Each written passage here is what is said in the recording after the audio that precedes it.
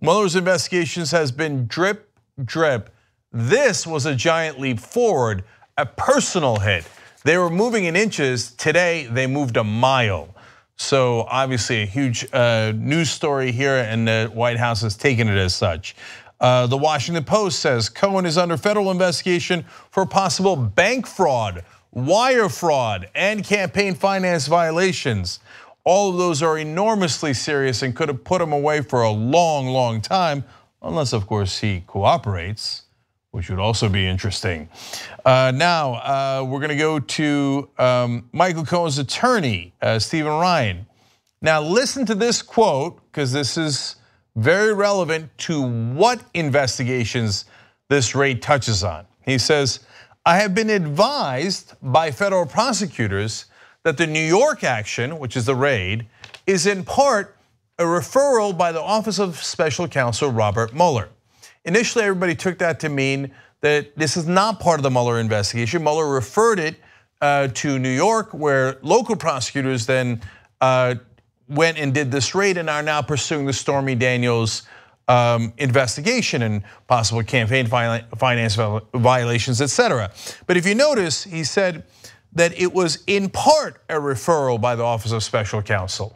And not only that, now lawyers are correctly pointing out that, well, Mueller might have referred it, but that doesn't mean it's because they're in charge of the investigation. Or it could mean they're in charge of one investigation, the Stormy Daniels one, but they could also be serving, and I know this is an uncomfortable term, as the taint team. Okay, it is what it is, that is a legal term. And the reason is you don't want to taint the information that you get from that investigation if it in fact is attorney-client privilege. You don't want Mueller's team to see it because they're not allowed to see it if it relates to their investigation and it is actually privileged. If it is not privileged, then Mueller's team can see it and the Southern District of New York can pass that on to them. So that's why it might serve a dual purpose, not only to get Trump and Cohen on Stormy Daniels, but possibly to touch the Russian investigation. But first, it would have to get past the taint team. So, very interesting on a couple of counts and gives you a sense of how broad this could be. Now we go to law and crime. They explain, to go after communications between an attorney and a client, prosecutors have to have reason to believe that those communications were used in furtherance of a crime or fraud. In other words, look, going after somebody is already a big deal. Raiding their house is a huge deal. Doing it to an attorney who might have attorney-client privilege is an enormous deal. So it is not like, oh, what's the big deal? Like Giuliani was talking to the Washington Post and he's like, well, it might be to find evidence that the prosecutors could use, or it could be to make sure that they are cleared. Other prosecutors laughed and laughed at that idea. No, prosecutors do not go to a federal judge and get a warrant on a case this sensitive with potential attorney-client privilege being involved as well because they'd like to clear the suspect. No, they do it because they think they already have an enormous amount of evidence, enough evidence to convince the judge of this, and they'd like to get more evidence, possibly because that evidence might be being destroyed. Now, we don't know that that's the case, but that is one of the alternatives as to why they would have such urgency in raiding someone's house or their office. Now back to the Washington Post. They explain, Cohen is Trump's virtual vault, the keeper of his secrets from his business and deals to his personal affairs, and the executor of his wishes. So whatever Trump has done, Michael Cohen very likely knows about it. That is part of why Donald Trump is losing his mind as we speak. You know, they arrested a lot of other people. He got angry in some cases, mildly disturbed in others. And in this case, it is nuclear, because Michael Cohen has done a lot of business deals with Donald Trump.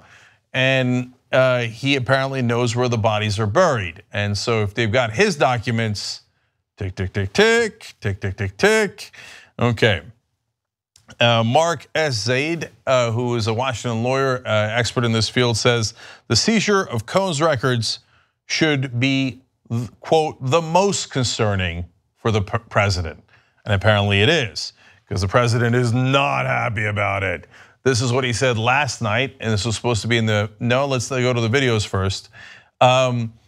this was supposed to be a meeting about Syria. Instead, it devolved into this.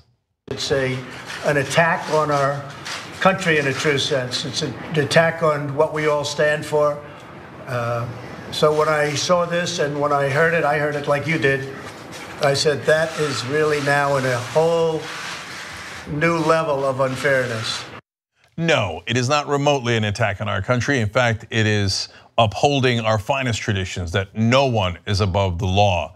And so if all of the people in the Trump administration signed off on this warrant, as they did, as I'll explain to you in a minute, and a federal judge signed off on it, well, that is exactly what our rule of law is meant to do. It might be a personal attack on you because you might have broken the law and so might your lawyer, but that is not an attack on our country. It's quite the opposite. More from Trump. This is the most biased group of people. These people have the biggest conflicts of interest I've ever seen. Democrats, all, or just about all, either Democrats or a couple of Republicans that worked for President Obama. They're not looking at the other side. They're not looking at the Hillary Clinton horrible things that she did and all of the crimes that were committed. They're not looking at all of the things that happened. Yeah, none of that is true. I will show you later which party they belong to and who they were appointed by. Suffice it to say that Donald Trump was about 100% wrong in that statement. So now one more on the Attorney General, under which all of this is happening. That's Jeff Sessions. Are you frustrated that the Attorney General is not your personal lawyer and is not there to protect you when you've broken the law, Donald Trump? Well, let's find out. The Attorney General made a terrible mistake when he did this and when he recused himself, or he should have certainly let us know if he was going to recuse himself, and we would have put a different Attorney General in. So he made what I consider to be a very terrible mistake for the country. It's amazing. He admits obstruction of justice so regularly and so publicly that it confuses people. He keeps saying, if I had known that Jeff Sessions was going to work for the American people and not for me, well, I wouldn't have hired him. I want him to protect me.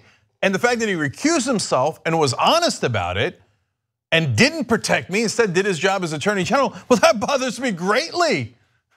Why didn't you protect my law breaking? I wish I would have gotten rid of Jeff Sessions. Look, normally you'd have to do document requests, other raids of other people's homes and offices. You'd have to do depositions to find out this incriminating evidence. But he keeps saying it over and over again. Why won't the Attorney General protect me? That's not his job. He's the Attorney General of America, not of you. But he thinks, well, I am the country, I'm the president. No, that's not how this country works. You're not a dictator, you're not the ruler of all of us. You're supposed to be our representative. So your Attorney General is the top law enforcement officer. He's supposed to enforce the law, whether it applies to you or the rest of us. It is the only thing that Jeff Sessions has ever done that is principled and decent. And of course, Trump hates him for it. Now, this is a fun little compilation that we did. Donald Trump, what's the one word that you would use to describe what's happened here? It's a disgraceful situation, and it's a disgrace. It's frankly a real disgrace, and it's a disgrace. It's a disgrace. So I just think it's a disgrace that a thing like this can happen. Yeah, that seems clear that you certainly think that.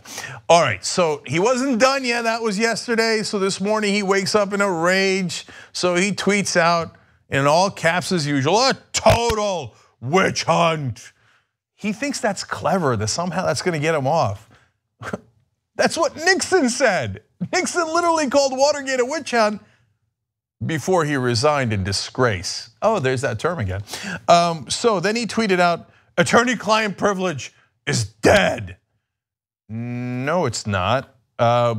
So an attorney cannot break the law either. So we'll get to a fuller explanation of that in a second. But first on the idea of this, on the attorney-client privilege, Richard Painter, who worked as the head of ethics for the Bush administration and a Republican, now not fond of the Trump administration to be fair, but not fond, and he puts the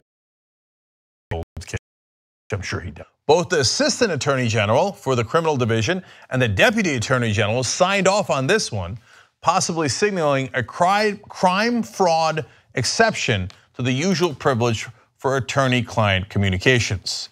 So you cannot commit a crime and one of fraud and then go, what? I'm an attorney. No, that doesn't make you above the law either. That's, of course, in regard to Michael Cohen. Now, we go back to the New York Times. They explained the FBI agents who raided the office of President Trump's personal lawyer on Monday were looking for records about payments to two women who claimed they had affairs with Mr. Trump and any information related to publisher of the National Enquirer's role in silencing one of the women. Several people briefed on the investigation said. Because in the case of one of the women, the National Enquirer paid her $150,000 for a scoop and then buried that scoop and never ran it.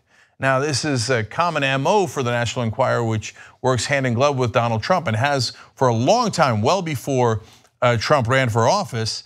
Well, that's the National Enquirer basically helping the campaign by paying $150,000 and then not reporting it. So that could also be a campaign finance violation. Can't wait to see them in court. And can't wait to see the documents that Cohen has in regards to the National Enquirer, which he struck many deals with. That's gonna be good. More from the New York Times. Now this is really important. The involvement of Mr. Rosenstein, who authorized this, and top prosecutors in New York in the raid of Mr. Cohen's office makes it harder for Mr. Trump to argue that his legal problems are the result of a witch hunt led by Mr. Mueller.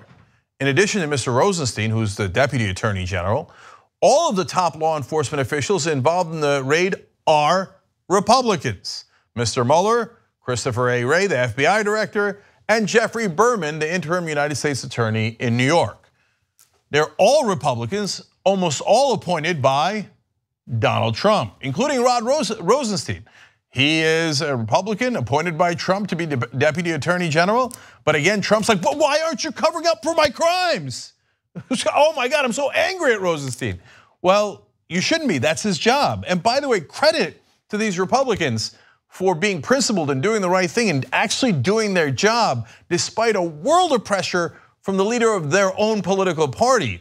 And Berman particularly appointed Trump went outside of normal protocol to make sure that Berman got that position.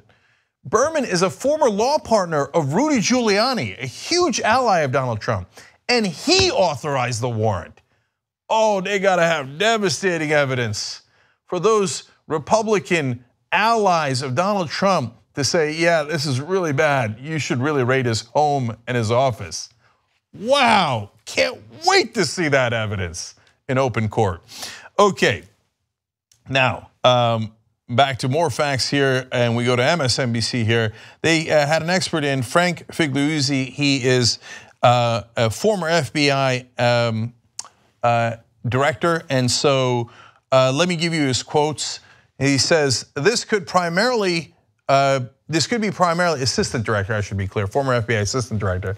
This could be primarily about Stormy Daniels. If you think about the election violation, that could be the contribution in kind by paying her off. If you think about bank fraud, it could be getting a home equity loan to pay her off. If there's tax violations, it could be fabricated Delaware corporation to pay her off.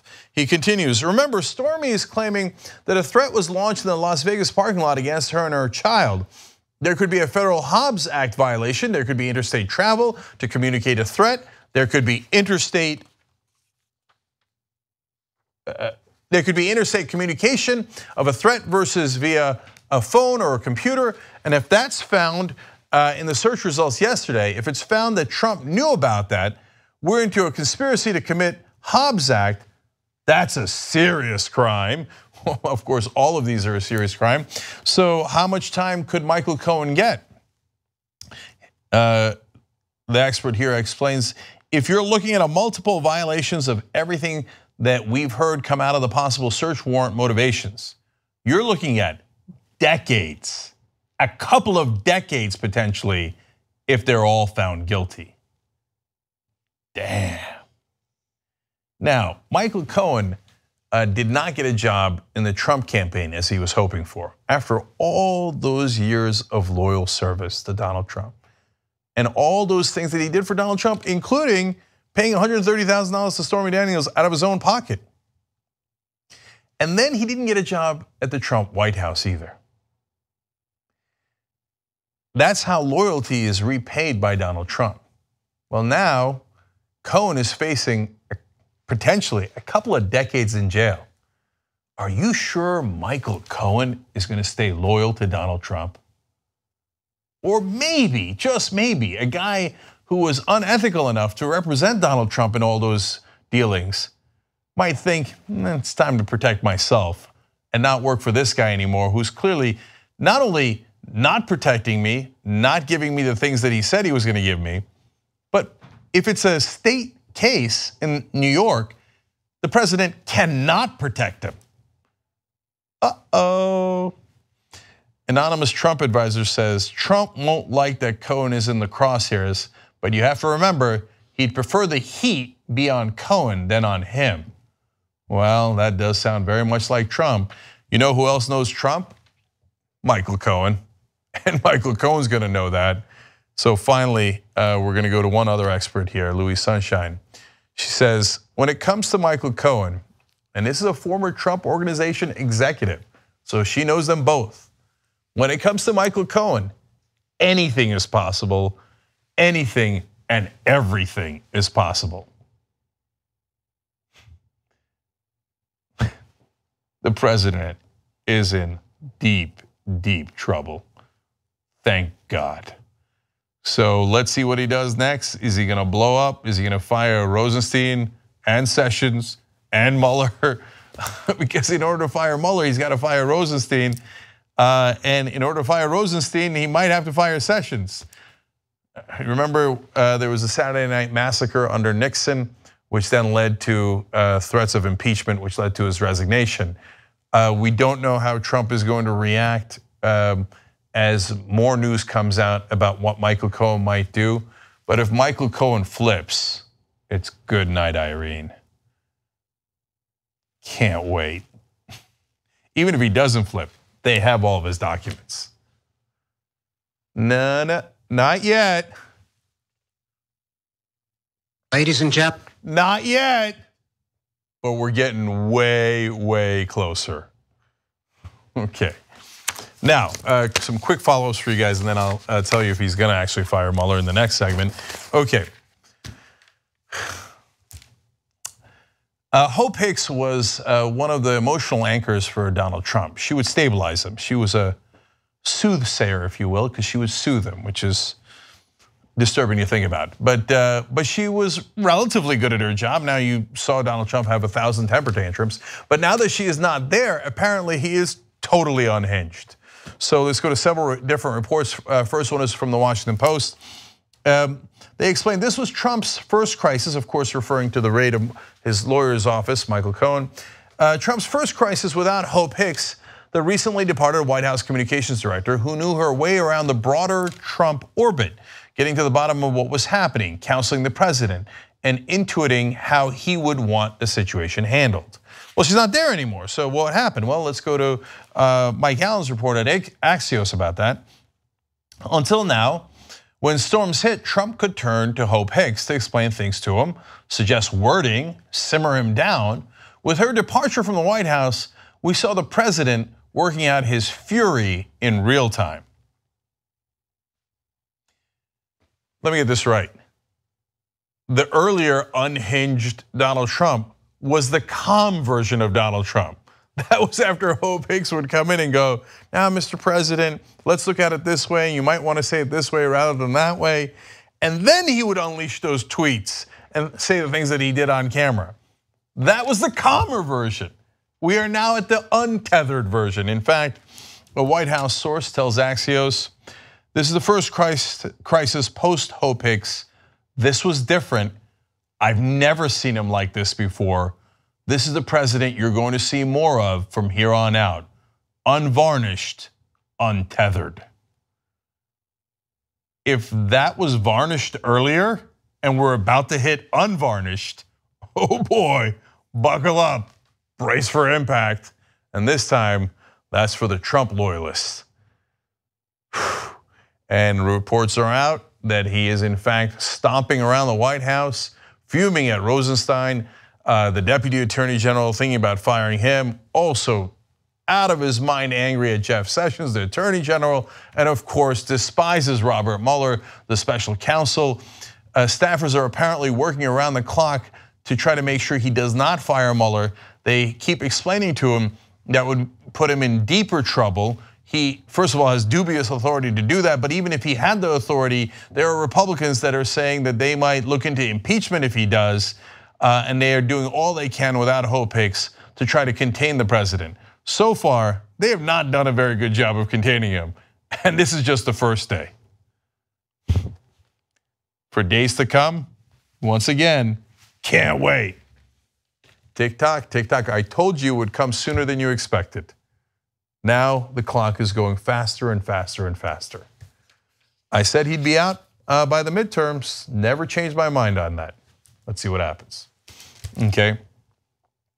Now, fun little fact about somebody else inside Trump's inner circle. So, Kellyanne Conway is, of course, one of the top aides to Donald Trump, and she is often out there speaking on behalf of him, making an aggressive defense of the president. Apparently, the president found out recently that she is, in fact, alleged by some to be the #1 leaker inside the White House. He was shocked and chagrined to find out. Donald Trump, I got news for you. Everyone around you is leaking. And they have a sense that you only care about yourself and not them, so what do? They only care about themselves and not you, which is logical. So, but this is not about Kellyanne Conway, it's about her husband, George Conway. Now, George Conway has in the past tweeted some significant criticism of Donald Trump, and then when Kellyanne Conway, his wife, is up for communications director, a job she's currently seeking, he deleted all those tweets, as if we wouldn't notice, but we did. I'll talk more about that in a second. But guess what, and this is the interesting part, he's doing it again now. The Michael Cohen raid happens, and Kellyanne Conway's out there tweeting against Donald Trump. Fascinating. Things are unraveling. So, you know what Donald Trump tweeted. He tweeted total witch hunt and attorney-client privilege is dead. Well, here comes the interesting part. George Conway then tweeted in response this. Now, you're gonna look at this and go, what is that? Well, that's actually a link to a section of the law. Interesting. So what section is he referring to? Well, Ken Meyer from Mediaite explains, the legal segment Conway highlighted states that law enforcement can obtain search warrants to investigate an attorney who is subject of an investigation and who also is or may be engaged in the practice of law on behalf of clients. The manual says these warrants would not necessarily violate attorney-client privilege, though there are various guidelines for how the warrants have to be obtained. So, Trump says attorney-client privilege is dead. Kellyanne Conway's husband tweets out, no it's not. This is a well-known exception to attorney-client privilege if the attorney commits a crime. And he says that publicly. Interesting little tweet that he threw out there. But that wasn't all. He also retweeted this. Remember, Trump tweeted total witch hunt. This is an old headline saying Nixon sees, quote, witch hunt, insiders say. Now that is not subtle. I don't know, maybe George Conway thinks he's being subtle, but he ain't. Clearly, George Conway, not a fan of Donald Trump. By the way, he started as a fan of Donald Trump. Every once in a while, in order to seemingly to protect her, to protect his wife, he comes out and goes, no, I still support Donald Trump. Sure, early on he was up for a job in the Trump administration. I don't know if it's because he didn't get it or they did offer it to him and he didn't want it. But either way, clearly, based on these tweets and many others, not a fan of Trump. I don't know if that's just him speaking or if he's being a proxy for his wife, which would be even more interesting. So let me give you the background. Last year, this is from Raw Story, for instance, he ripped into the president for undermining his own proposed travel ban with a series of impulsive tweets. He has also recently been retweeting articles that criticize the president's alleged affair with adult film star Stormy Daniels, Jura Rams, as well as stories that mock Trump for being unable to hire top-notch legal counsel to defend him in special counsel Robert Mueller's probe of Russian interference in the 2016 presidential election. So I don't know what's going on between the Conways, but I do know what George Conway is doing publicly, and that's slapping Trump across the face several times. Unraveling. I don't get to say told you yet, but tick-tock, tick-tock. Okay, now we gotta take a break. When we come back, is Trump actually gonna fire Mueller? And if he does, what would be the fallout? And what are Republicans saying about it when we return?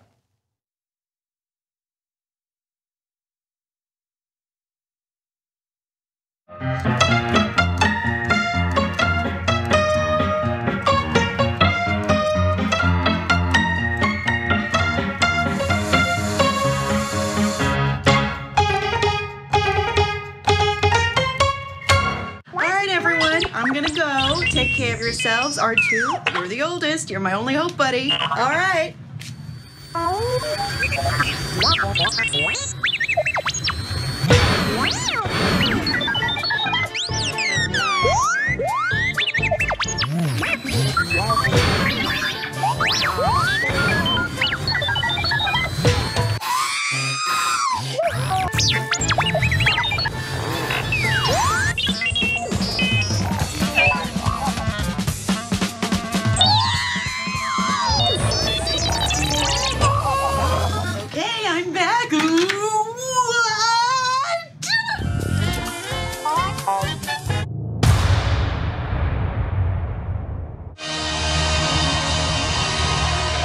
Welcome back, and thanks for watching.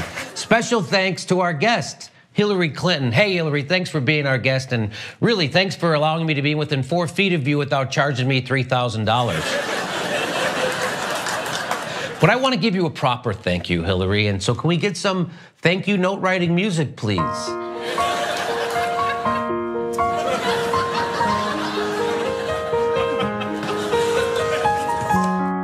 Thank you, Hillary Clinton, for always sticking to the issues, even when people criticize you for superficial things, like your hair and your appearance, and the Iraq War, and that thing about super predators, and privatizing prisons and gutting welfare, and the Defense of Marriage Act, and for that Syria no-fly zone thing, opposing free college, opposing single payer, opposing raising the minimum wage to $15, being a proud Goldwater girl, Wall Street deregulation, repealing that New Deal, media consolidation. Thank you, Hillary Clinton, for normalizing the Bush family, for smearing Bernie Sanders and blaming Russia, blaming women, blaming sexism, blaming the media, blaming Bernie Sanders, blaming Obama, blaming James Comey, the DNC, Facebook, blaming a third-party candidate, blaming Sanders for not being a third-party candidate, blaming the difference between cats and dogs, blaming people for not blaming all the people you're blaming. Blaming blame. You showed girls everywhere that politics isn't a popularity contest, mainly by being really, really unpopular. I mean, if politics were a popularity contest, we would have nominated someone who consistently pulled ahead of Donald Trump, like Bernie Sanders.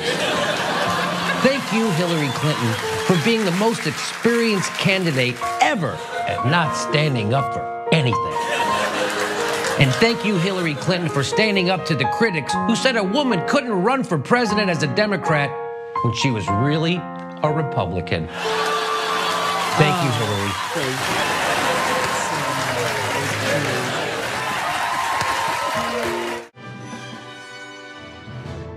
Hi, I'm Brett Ehrlich with breaking news with Brett Ehrlich. Before we do breaking news with Brett Ehrlich, I'd like to do some vocal warm-ups.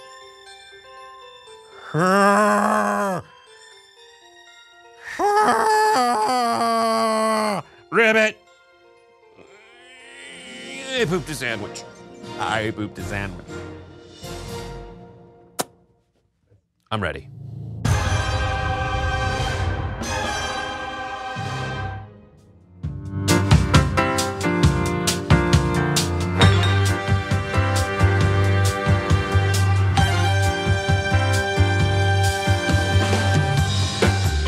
All right, we're back on the Young Turks. I got a couple of excellent tweets here. Jack McAnally writes in, first thing to look is body language. Trump always crosses his arms like that when he feels vulnerable.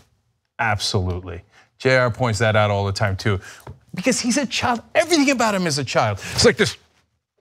Who does that? Which grown man does that? Okay. Anyway, Lippin 2 says, on the plus side, Mr. President, you're used to the color orange. Damn. I like that one a lot. And Pantera Bigotuda says, my God, his vocabulary in English is shorter than mine, and I'm from Spain. Finally, Brian Sontag on YouTube Super Chat says, I wonder if this is why Pence is staying far, far away from Mr. Trump, maybe, or from Trump, I should say, and maybe Trump will take Pence with him, one could only hope. No, that's not gonna happen. I appreciate your hope on that, but that's not how it works. If I am right, Pence will be the 46th president of the United States. All right, let's go over here. All right. We've got a huge raid of Michael Cohen's office, as you all know, and his home. This is done by New York prosecutors, but it is signed off by federal prosecutors inside the Attorney General's office. Now, Jeff Sessions, the Attorney General, has recused himself from this case. So Rosenstein, among others, are the ones that authorize it. I'm going to tell you all about that, and then we're going to talk about whether Donald Trump is going to fire Robert Mueller, Rod Rosenstein, and Jeff Sessions. So first, let's start with the New York Times. They explain, Rod J. Rosenstein, the veteran Republican prosecutor handpicked by Mr. Trump to serve as Deputy Attorney General, personally signed off on Monday's FBI decision to raid the office of Mr. Cohen, a longtime confidant of Mr. Trump, several government officials said. So yes, the Deputy Attorney General signed off on it. That means they must have some incredible evidence that certainly merits probable cause to get that warrant and to get a person who's a Republican handpicked by Trump to sign off on it. Okay, now as the Times continues to explain, searching a lawyer's files is among the most sensitive moves federal prosecutors can make as they pursue a criminal investigation. Mr. Rosenstein's personal involvement in the decision signals that the evidence seen by law enforcement officials was significant enough to convince the Justice Department's second in command that such an aggressive move was necessary. Now, by the way, don't forget, Rosenstein's not the only Republican. The head of the FBI is a Republican. Robert Mueller's a Republican. The person in New York who authorized it, United States Attorney Jeffrey Berman, also a Republican. Former law partner of Rudy Giuliani, a top ally of Donald Trump, and handpicked by Donald Trump. And they all authorized it, and that was to get further evidence based on the evidence they already had. Okay, one more from the Times. Mr. Trump's advisors have spent the last 24 hours trying to persuade the president not to make an impulsive decision that could put the president in more legal jeopardy and ignite a controversy that could consume his presidency. Several people close to Mr. Trump said. You know, I think they're well-meaning. I think they're, of course, correct in saying that it would be a disastrous move politically and legally. On the other hand, I think they're continuing to be under the mistaken impression that his presidency is not going to be consumed. It's going to be consumed either way, partly because Donald Trump did it. Whether it was Stormy Daniels or some business dealings with the Russians, Trump knows something his lawyers don't know and his advisors don't know, which is that he's guilty. Why do you think he's flipping out like this? They keep telling him, oh no, Mr. President, no, if you just, a lot of them tell him to cooperate with Mueller. Look, I hope to God he does cooperate with Mueller. He thinks he can outsmart Mueller. Please, please go talk to him. Let's see, maybe you're a very stable genius and can outsmart him. But again, they keep thinking like, no, it'll be okay, it'll blow over. It's not gonna blow over. They have already a ton of evidence and they're gonna have more because he did it. Anyway, we're gonna find out in due time, but right now, Trump is not like his advisors. He is not calm, he is irate. He had been grousing privately about a Deputy Attorney General, Rod Rosenstein, a Trump appointee who oversees the Mueller investigation because of Sessions' recusal. That's what the Washington Post reports. So grousing, that's a nice subtle way to start. It gets worse. The Post continues, he complained about Rosenstein again Monday in private.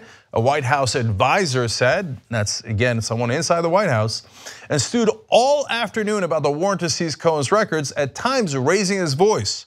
Trump said that Rosenstein approved the warrant, that he wished Rosenstein was not in the job. So When Trump wishes someone is not in a job, he usually is not in that job relatively soon thereafter. So let's see how that goes. Trump complained sharply about Sessions and Mueller and asked detailed questions about who was behind the move. Well, the people behind the move are absolutely clear. It's Rosenstein authorizes, so did Berman, so did Wray, so did a judge, all these people.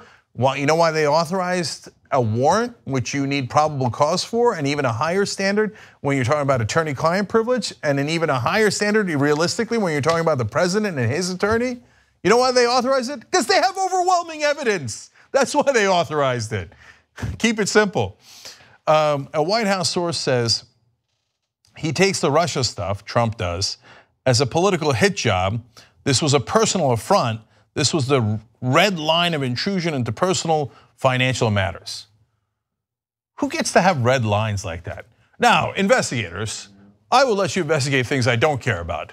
But if you get to things that actually do matter, where I might have committed crimes, I will draw a red line. That's not how the system works. He could have any internal red line he likes, but the prosecutors are not constrained by that at all. And if the evidence led to the money, which it often does, then they will investigate the money. So that's not all. So when Donald Trump was asked about whether he's considering firing Mueller yesterday, he had this to say. Why don't I just fire Mueller? Well, I think it's a disgrace what's going on. We'll see what happens, but I think it's really a sad situation when you look at what happened. And many people have said you should fire him. Oh, many people have said you should fire him. Really? Who are those people? Well, let's find out. Mueller has to be dealt with. He has to be fired. So top Trump ally Sebastian Gorka said on Fox Business that Mueller should be fired. Shocking. Did anybody else say things along those lines? This is now a man that has to be brought under control, it would seem to me. Frankly, I can't imagine, because each of us has to come to terms with our own heart and conscience. I would fire the SOB in 3 seconds if I know it were you me. would, and he certainly deserves it. I wouldn't hire him to get coffee for me as a law clerk. It's such a cozy little group. Comey and Rosenstein and Mueller and Andrew Weissman, they're thick as thieves. Yeah, what's with the Weissman? Okay, cozy little group. Anyway, shocking. It turns out that Lou Dobbs' program on Fox Business is one of Donald Trump's favorite shows. No, you don't say. He sometimes makes other White House staffers watch the show. You know, and I didn't know this until recently. He trusts Lou Dobbs so much because of his proximity to his ass that he sometimes has him call in to White House meetings, and he'll put him on speakerphone. Lou's on the phone, everybody. Listen, there's a Fox Business host on the phone, so everybody listen up. This guy's a real expert. Now, why does he trust him so much? Because he has one ass kisser after another on the program going, oh yeah, I'd file Mueller's an SOB, I'd fire him. Oh yeah, I wouldn't even have him get coffee. Mueller's been in how many administrations? Almost every Republican in the Senate says he has impeccable credentials and reputation, let alone the Democrats. But there's a program on Fox Business that disagrees. Well, some people say it. We're not even done yet. Here's another one. Let me ask you, what should Congress do? They have now a rogue Justice Department and FBI. They should hold Rosenstein and Wray in contempt of Congress, and if they don't produce the documents, they should move to impeach both of them. They have the power to hold them in contempt, they should, and then they should impeach them and remove them from office. Some people are saying it. Some people on my favorite show, Like to Kiss My Ass, are saying it, so it must be a real thing. Now the question is, are Republican legislators saying it? So if the Republican legislators back Donald Trump, there will be no impeachment. But if they think it's a bridge too far, well then Donald Trump's in a lot of trouble. Now, look, the ones I'm gonna share with you are not the end all be all, and there are a lot of supporters of Donald Trump within the Republican Party, no question about that. And it is gonna be a tough question, and I don't know which way that one will come out. But here are the folks who are willing to go on TV and talk about it. Representative Kinzinger, let me be more clear about that. No, this guy, at least on this issue, is correct. And here he is on television talking about it. He's a Republican. Do you think that it is helpful or harmful to have the president weigh in on investigations like this as vociferously as he did yesterday? Well, I don't think it's helpful at all. You know, there's whenever you tweet, there can be trouble, especially when it's a tweet based out of kind of what's going on at the moment. So I wish he didn't. Do you consider this an attack on our country, what Robert Mueller is doing? No. That last part was my favorite. An attack on our country? No. Okay. Now, much more relevant is Mitch McConnell and Chuck Grassley. They're very important senators. And in fact, McConnell, of course, the head of the Republicans in the Senate. So let's listen in. Well, it's still my view that Mueller should be allowed to finish his job. I think that's the view of most people in Congress. I haven't seen clear indication yet that we needed to pass something to keep him from being removed, because I don't think that's going to happen. I think it would be suicide for the president to fire him. I think the less the president says about this whole thing, the better off he will be. He shouldn't be removed from the office. He should be allowed to finish the job. And I think that Mueller is a person of stature and respected, and I respect him. Just let the thing go forward. It's still my view that he'll be allowed to keep him to finish the job. What would you do if you I'm not going to answer a hypothetical. I am telling you, I think he'll be allowed to finish the job. He should be allowed to finish the job he was appointed to do. It's largely good news, but a little mixed. So Chuck Grassley's clear. He says it's political suicide. Don't do it. Don't fire Mueller, and that he deeply respects him. I like the other thing that Grassley added. He says the less the president says, the better. In other words, the president's an idiot. All he does is damage himself. He admits obstruction of justice on a regular basis on national television. And by the way, the other day when he was saying that Cohen is his personal attorney, he might have also done further damage, because if it turns out Cohen was the attorney of the LLC, the company, the Trump organization, they'd be in way better legal shape. But oops, Trump just blurted out, oh, he's my personal attorney. He's my personal attorney. Because Trump thinks, oh, I have to have attorney-client privilege. That's the only thing I ever heard. That's why I would tell my attorney all the terrible things I was doing, right? That's why Chuck Grassley's like, shush, stop talking. Now, Mitch McConnell saying, I trust Mueller, we're going to let the investigation go on. But he will not go as far as saying that they will pass a law protecting the special counsel. So will the Republicans back Donald Trump or not back him if he in fact does fire all these people? Well, that jury is still out. Okay, now let's move on to a different topic. Let's go to Syria. Okay. A curious agreement here between the Young Turks and at least one Fox News anchor. Now, it's on the issue of Syria. This doesn't happen very often, but credit where credit is due, or depending on your interpretation, discredit to me? Well, we'll find out. So first of all, the issue at hand is about the chemical attack that happened in Syria. Now, the context that I gave you yesterday on the program that's really important is Donald Trump last week said he might not only withdraw all of our troops from Syria, but might also end $200 million that was going to some of the forces on the ground, rebel forces, etc. So right after Trump announces that over the weekend, there's a chemical attack. And then everyone goes on television and says, no, Mr. President, if you were really strong, you would do what Obama didn't do, which is escalate the war. Now, I was a little skeptical about that, but now let me give you Trump's comments about this yesterday. Cannot allow atrocities like that. Cannot allow. He may, yeah, he may. And if he does, it's going to be very tough. Very tough. Everybody's going to pay a price. He will, everybody will. Nothing's off the table. Nothing's off the table. Is there some doubt as to who was responsible for this, guys? Well, they're saying they're not, but to me, there's not much of a doubt. Hey, by the way, John Bolton's on the job in the background. God help us all. Gee, I wonder which way he's counseling, more war or perhaps peace? No, not only are the neocons like John Bolton pushing him into war, but in my estimation, so is the rest of the press. In fact, this is what I said last night. Bombed Syria, Brian Williams called those bombs beautiful. The mainstream media poses as if they are neutral, objective.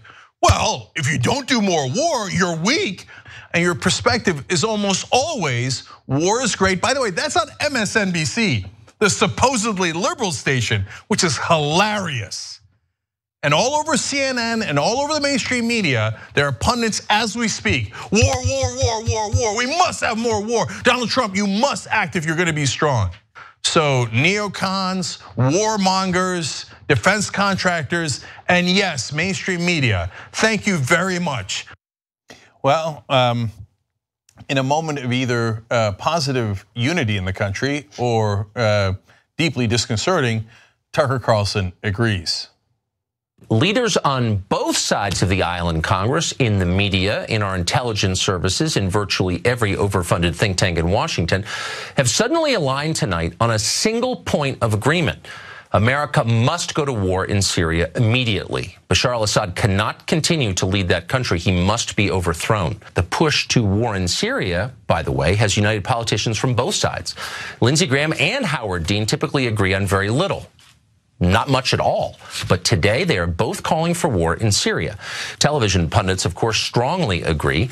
This morning, the foreign policy team over on MSNBC explained that it's far more important for American troops to fight in Syria than it is to secure our own border here in America. Actually, both sides in the Syrian civil war possess chemical weapons. How would it benefit Assad using chlorine gas last weekend? Well, it wouldn't. Assad's forces have been winning the war in Syria. The administration just announced its plans to pull American troops out of Syria, having vanquished ISIS. That's good news for Assad. And about the only thing he could do to reverse it and to hurt himself would be to use poison gas against children. Well, he did it anyway, they tell us. He's that evil.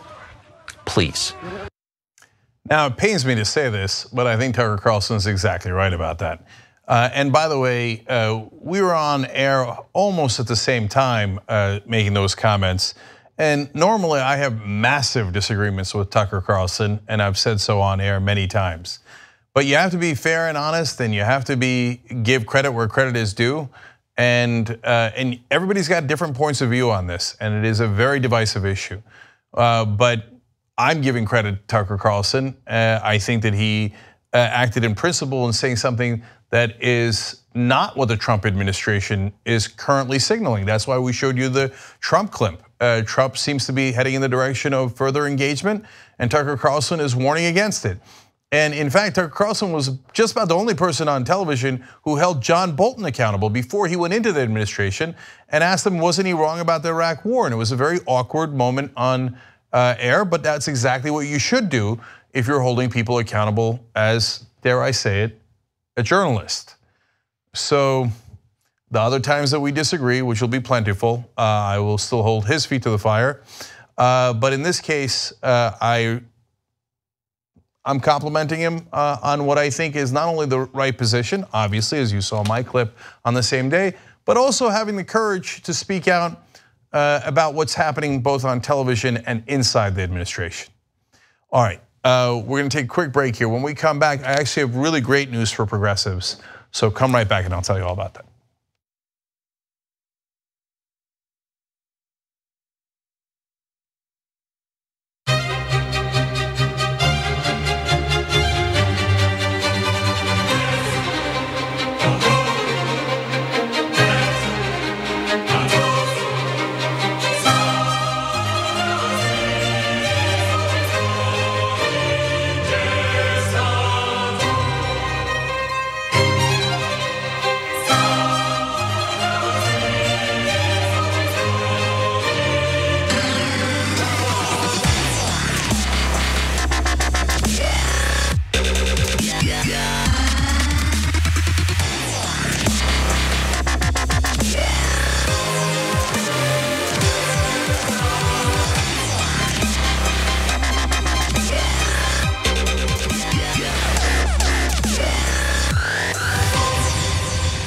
The theory that some progressives had about Trump getting elected being a good thing because he would destroy so badly that people would be ready to throw in support for a true progressive. But I'm worried that the opposite is happening, that Trump is so extreme and so disastrous that he has now desensitized us to politicians that we typically would not like and not support. Even on the right, like, oh, if we could just impeach Trump and then we can have Pence. It's changed our standards. It's lowered our standards for politicians. So Anna, that's a great point. Now, all of a sudden, Corker's the middle?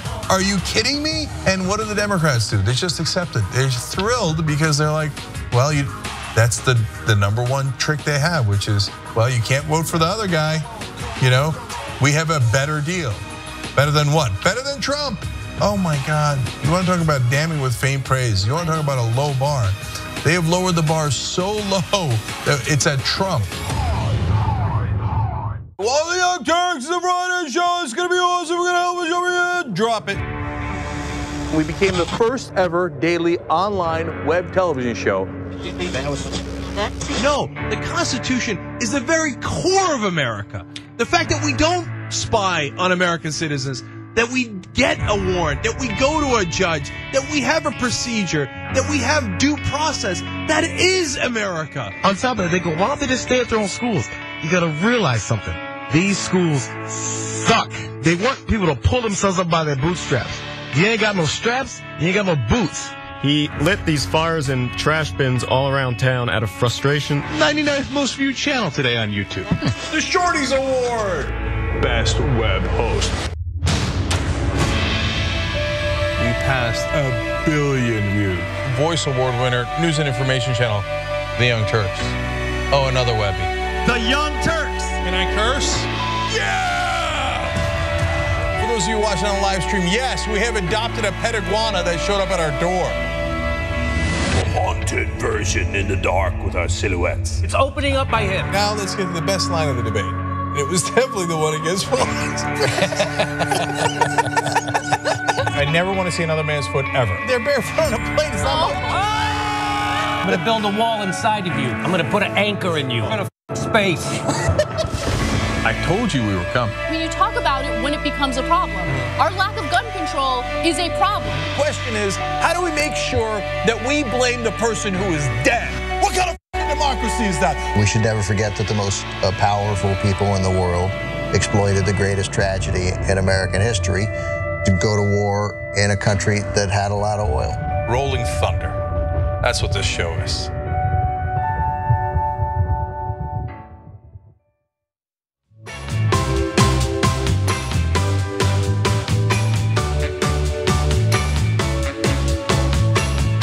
All right, back on the Young Turks. If you use YouTube Super Chat, you help the show, so we appreciate it. And a little bit more likely to read the comments, and they're good ones. LJ Cyrus 1 writes in, I wonder if this is what Trump meant by drain the swamp regarding investigations into people related to the Trump campaign or Trump directly. So drain the swamp of anyone who might actually help in fixing the swamp, perhaps. Cynthia Townsend uses hashtag TYT Live to talk to us during the show on Twitter. Republicans got their tax cuts and no longer need Trump. Time to turn him into a scapegoat. Indeed. And so if the economy goes poorly, their elections go poorly, they go, oh, it wasn't us. It was that some bitch, Donald Trump. Well, it's a good thing we got rid of him. Well, let's hope that's how it turns out. All right, let's go here. Speaking of which. So today, more bad news for Donald Trump, but this one has nothing to do with the investigations against him. It has to do with an old investigation of Trump University. So let's go to ABC News to explain this one. A federal judge in Southern District of California on Monday finalized a $25 million settlement to be paid to the attendees of the now defunct real estate seminar called Trump University. Now they explain it that way because it was never a real university, just Trump called it one. And by the way, that was also against the law. And it was just seminars, and people were hoodwinked. It was a scam, it was a fraud. Oftentimes they'd be told that they were gonna meet Trump, and instead they'd get him to take a picture with a cardboard cutout of Trump. Because Trump is just nothing but a con artist. So, and they charge people an arm and a leg for this. This, by the way, has nothing to do with politics. This was way before he ever entered the campaign. New York prosecutor Eric Schneiderman first sued Trump in 2013 for allegedly defrauding thousands of Trump University attendees out of millions of dollars. And so the New York Attorney General went after him all those years ago because anyone could see, wait, this isn't a real university. This is a total scam. You're robbing people blind.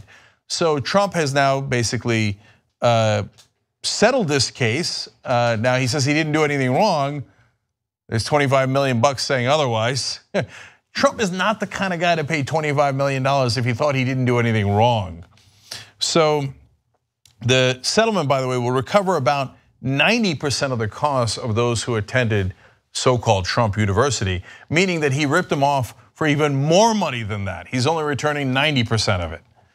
And finally, let me give you Eric Schneiderman's quote on this. He said, the settlement marked a stunning reversal by President Trump, who for years refused to compensate the victims of his sham university. My office won't hesitate to hold those who commit fraud accountable, no matter how rich or powerful they may be. Now, I want you to imagine for a second what Fox News and the conservatives would have said if Obama had to pay a $25 million settlement because he set up a fake Obama university and robbed people. You think maybe they might have called him a hustler? What wouldn't they have called him? Look at the contrast between the two guys. One was a constitutional law professor at one of the most esteemed law schools in the country, the University of Chicago. The other set up a fake university to scam people and had to pay them back $25 million because he'd robbed them. That's who Donald Trump is. He's a con artist through and through, and he has been his whole life. All right. Now let's go on to good news. Okay. You know Wolfpack is fighting to get money out of politics. They want to pass a constitutional amendment to end this once and for all. Go above the Supreme Court, who has made preposterous rulings saying that money is speech, that corporations are human beings and have the constitutional rights of people, and that money in politics, even to the tune of billions of dollars, not only doesn't corrupt people, but doesn't even have the appearance of corruption. Sure, you give millions of dollars to politicians and they don't expect anything in return. Preposterous. So what Wolfpack's trying to do is go state by state and have the states call for a convention to propose that amendment. Well, great news out of the state of Mahalo. Out of Hawaii. That was a funny Freudian slip. But yes, mahalo indeed to Hawaii. And so the Senate in Hawaii has passed the resolution 18-5. That deserves a okay, but not too much because the House has not passed it yet. So that is very important. I want to tell you all about that in a second. But first, some shout outs to American heroes in the Hawaiian Senate who did an amazing job. Senator Carl Rhodes was sponsor of this legislation. It's called SCR 76. Some are calling it the Spirit of 76. He did a fantastic job. Senator Brian Taniguchi, he was the chair of the Judiciary Committee. He held a very fair hearing about that. Bless his heart. Senator Donovan Dela Cruz, chair of Ways and Means, incredibly important there. Senator Gil Keith Agaran, he's the vice chair of the Judiciary. He's always been fair. He's asked good questions, cared a lot about the issue, and that's what we want. We just want fair people to give it a fair hearing. Senator Mike Gabbard, you might recognize his last name there. Yes, he's the father of Tulsi Gabbard. He voted for in the Judiciary. He's our former sponsor on that, so wonderful for all these years in Hawaii. Senator Josh Green, excellent. Senator Will Espero, champion of our legislation there. Tom Heinrich, clerk of the Judiciary, was actually very helpful as well. Senate President Ronald Kochi voted out for it on the Senate floor. Of course, Senate President voting for it makes a huge difference. And then a special shout out to Rock Riggs, who is not a legislator, but who was very helpful. And we want to make sure that everybody who is helpful gets the credit that they deserve. And by the way, if you live in Hawaii, make sure you go thank those people, because they're your representatives and they stood up for you. The overwhelming majority of the people in Hawaii want to get money out of politics. They're in favor of this resolution. So thank you to the senators that voted the right way. Now, we have to get the House. If you don't get the House, it doesn't count. So if you want to help and you're in Hawaii, by all means, Hawaii at wolf-pack.com. Email them, go and find a way to help. Those volunteers make all the difference. It's our volunteers who worked hard for years in Hawaii to make this happen and who are working on it right now, and they're in the heat of this battle. You gotta get the Senate and the House, so if you're gonna help, there isn't a better time to help than right now. Right now, they're in the middle of it this week, okay? And so, by the way, if you want to join the movement, you can join it from any state. wolf-pack.com/go to help from any state at all. In this case, we're talking about Hawaii because Hawaii is in the middle of the fight right now. The Senate did the right thing, and I told you all those heroes in the Senate. Now we're going to find out in the House if there are more heroes or for some reason this is thwarted, and there are a lot of ways that it can get thwarted, and we're not unsavvy. We've been doing this a long, long time, so of course everybody will be paying attention. We'd love to give credit to the Hawaiian House as well and all the people fighting for that as well. Now, I want to go to some of the people who helped on this because I think it's important to hear from them. And their perspective as legislators are really important for you to understand how they deal with the issue. And these are the good guys. So let's go to Senator Josh Green here. That's very likely the single greatest threat to our democracy. There are a lot of threats to government. There's a lot of reasons that we don't do as well as we should. But when you have that kind of influence, that amount of money that can't be traced, can't be tracked, can come in giant sums all at once, it makes it very difficult just to run on issues, to fight for the right causes, because at any moment that special interest money can touch a legislator, touch a chairperson of a committee, flip a race that should have been a fair battle. So we should reverse it. At any moment, the money can come for you. They're all aware of it. They're aware of its pervasive influence. We have got to end that influence. They've got to represent you guys. Now, these guys do, but they're giving you warnings from their personal experience. Let's go to Stacey Schrager next. It feels to me that our Congress is not listening to us anymore at all.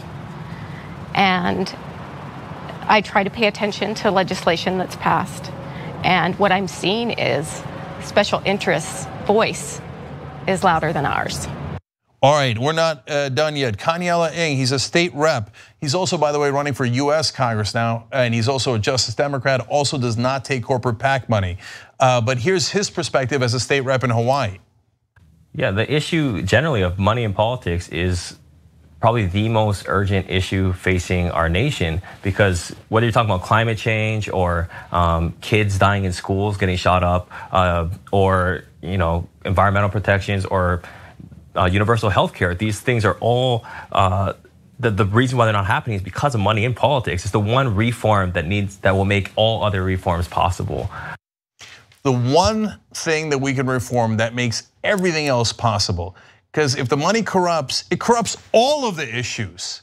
That's why this is the most important thing. That's why you got to get into the fight. Hawaii at wolf-pack.com. But here's more. The folks I talk to, whether you're in blue states or red districts or blue districts, they understand the problem of money in politics. Like when I first ran for office, it was a Republican district. There was a Republican incumbent. And when I knocked on doors, they got it. They understood that the same people that are funding Donald Trump are funding his Democratic opponents. So it's a lot bigger than just partisanship. It's just this handful of wealthy elites versus everybody else. Representative Ng is definitely right about that, and that's why in polls, 93% of Americans say that the politicians represent their donors more than their voters. So we can change that, and the only way to change that that'll stick is an amendment. So that's why we're going down this path. Now, and for the folks in Hawaii, sorry for the pronunciations, but I'm gonna go to Keha Ulani Fanene next. I believe the plan for Wolfpack is the correct one because I think we need to go around Congress. There's been many pleas for us to get big money out of politics, but nothing has been done. And so I believe this is the right path in calling a convention in order to do that. Look, both the reps and our volunteers are doing amazing work there. If we can get this amendment, we basically get democracy back, and all these folks are going to be the new founding fathers and mothers. That's not an exaggeration. Right now, donor opinion has a direct correlation to public policy. Unfortunately, Princeton and Northwestern studied this over 20 years. Public opinion has no effect on public policy. We've got to get our democracy back. Here is Tim Vanderveer. He's the chair of the Democratic Party. He's speaking for himself here. Granted, we have not had in over 200 years an Article 5 convention, but we've gotten pretty close.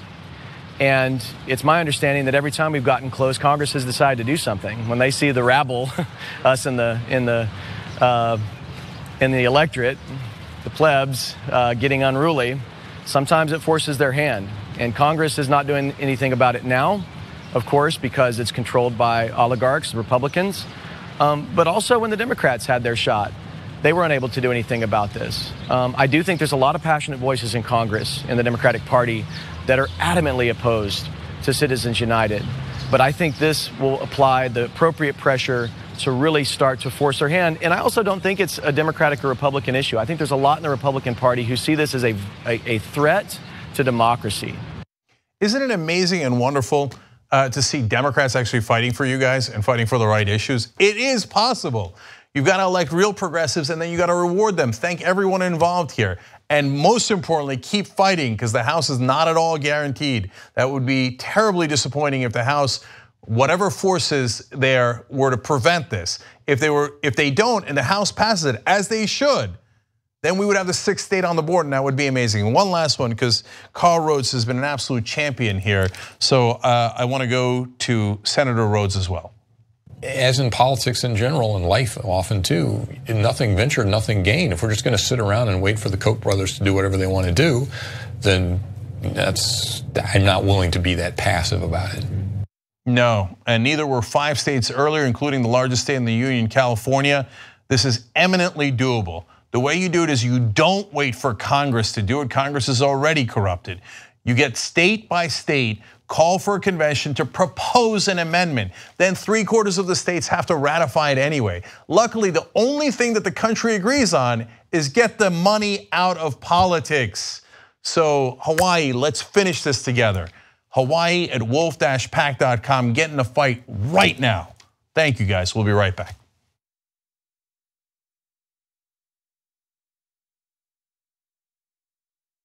Welcome to the Young Turks on a momentous day. What now? What now?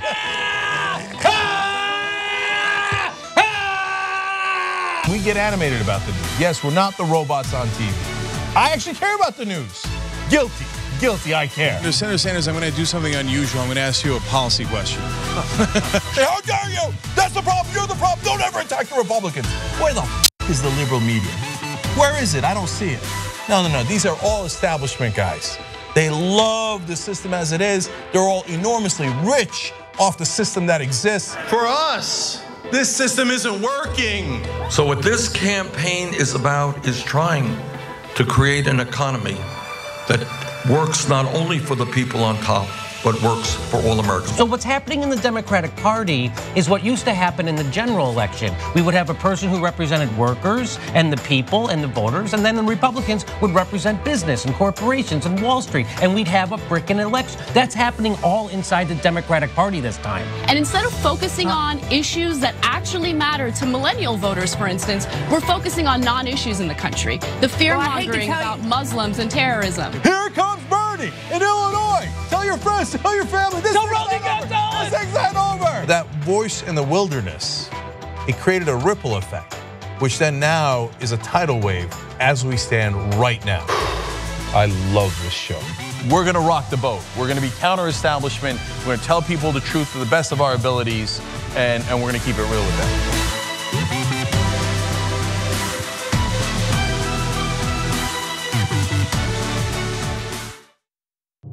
Do you trust the establishment media? The United States economy has never been better. Monetary policy is spectacular. Everybody thought Jamie Dimon was the king of Wall Street last week. Well, it might be getting loose now. He takes the crown. The best sales force out there is Merrill Lynch, and now it goes to BofA. It's pretty amazing. Pretty amazing. Buying opportunity. I do think this is a buying opportunity. We're going to see a stabilization and just a tremendous snapback. The rally will be jaw-dropping. The Occupy Wall Street movement is not a spontaneous protest against economic inequality. This is what we mean by the establishment press. It is a well-thought-out campaign. To bring down the infrastructure of this country. The embarrassment is that I'm given credibility in this world because of the disappointment that the public has in what the news media does. I'm the former chairman of the Veterans Committee, and I've learned a little bit about the cost of war. What the president is trying to do, and I agree with him, is to do everything that we can without going to war. So what do you say to your critics? I'm talking about Democratic critics who say, you know what, he's really just a socialist pacifist. I very rarely read in any coverage of Bernie that he's a socialist. Bernie Sanders is a socialist, for God's sake. Most analysts are saying that Hillary Clinton's going to win in a landslide. I continue to believe Mr. Trump will not be president. I've got Trump at 279, 259. Oh, wait a minute. No. I know you don't believe that.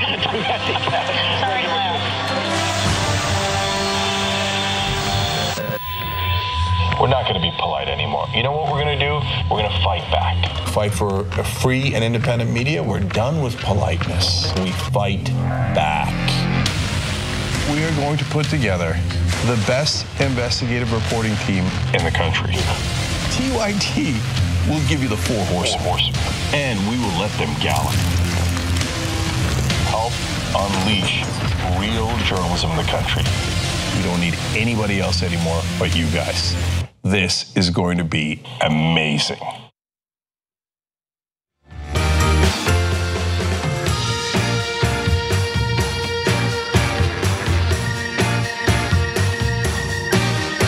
All right, back on AI Turks, Cenk and Anna with you guys. We have more breaking news. Before we get to that, just one tweet. Disney Princess says, greedy corporations literally stole Hawaii from the people. Glad to see that they are fighting against the money for the sake of our democracy. Hawaii at wolf-pack.com. We got to finish that. We've got to get Hawaii on the board. You can make the difference if you participate now and you volunteer now. Okay, so earlier in the show I was talking about how Donald Trump might fire Robert Mueller or Rod Rosenstein or Jeff Sessions. Jeff Sessions, Attorney General, but he has recused himself from the Russian probe. Rosenstein's the Deputy Attorney General, and he's the one that appointed Robert Mueller in the first place.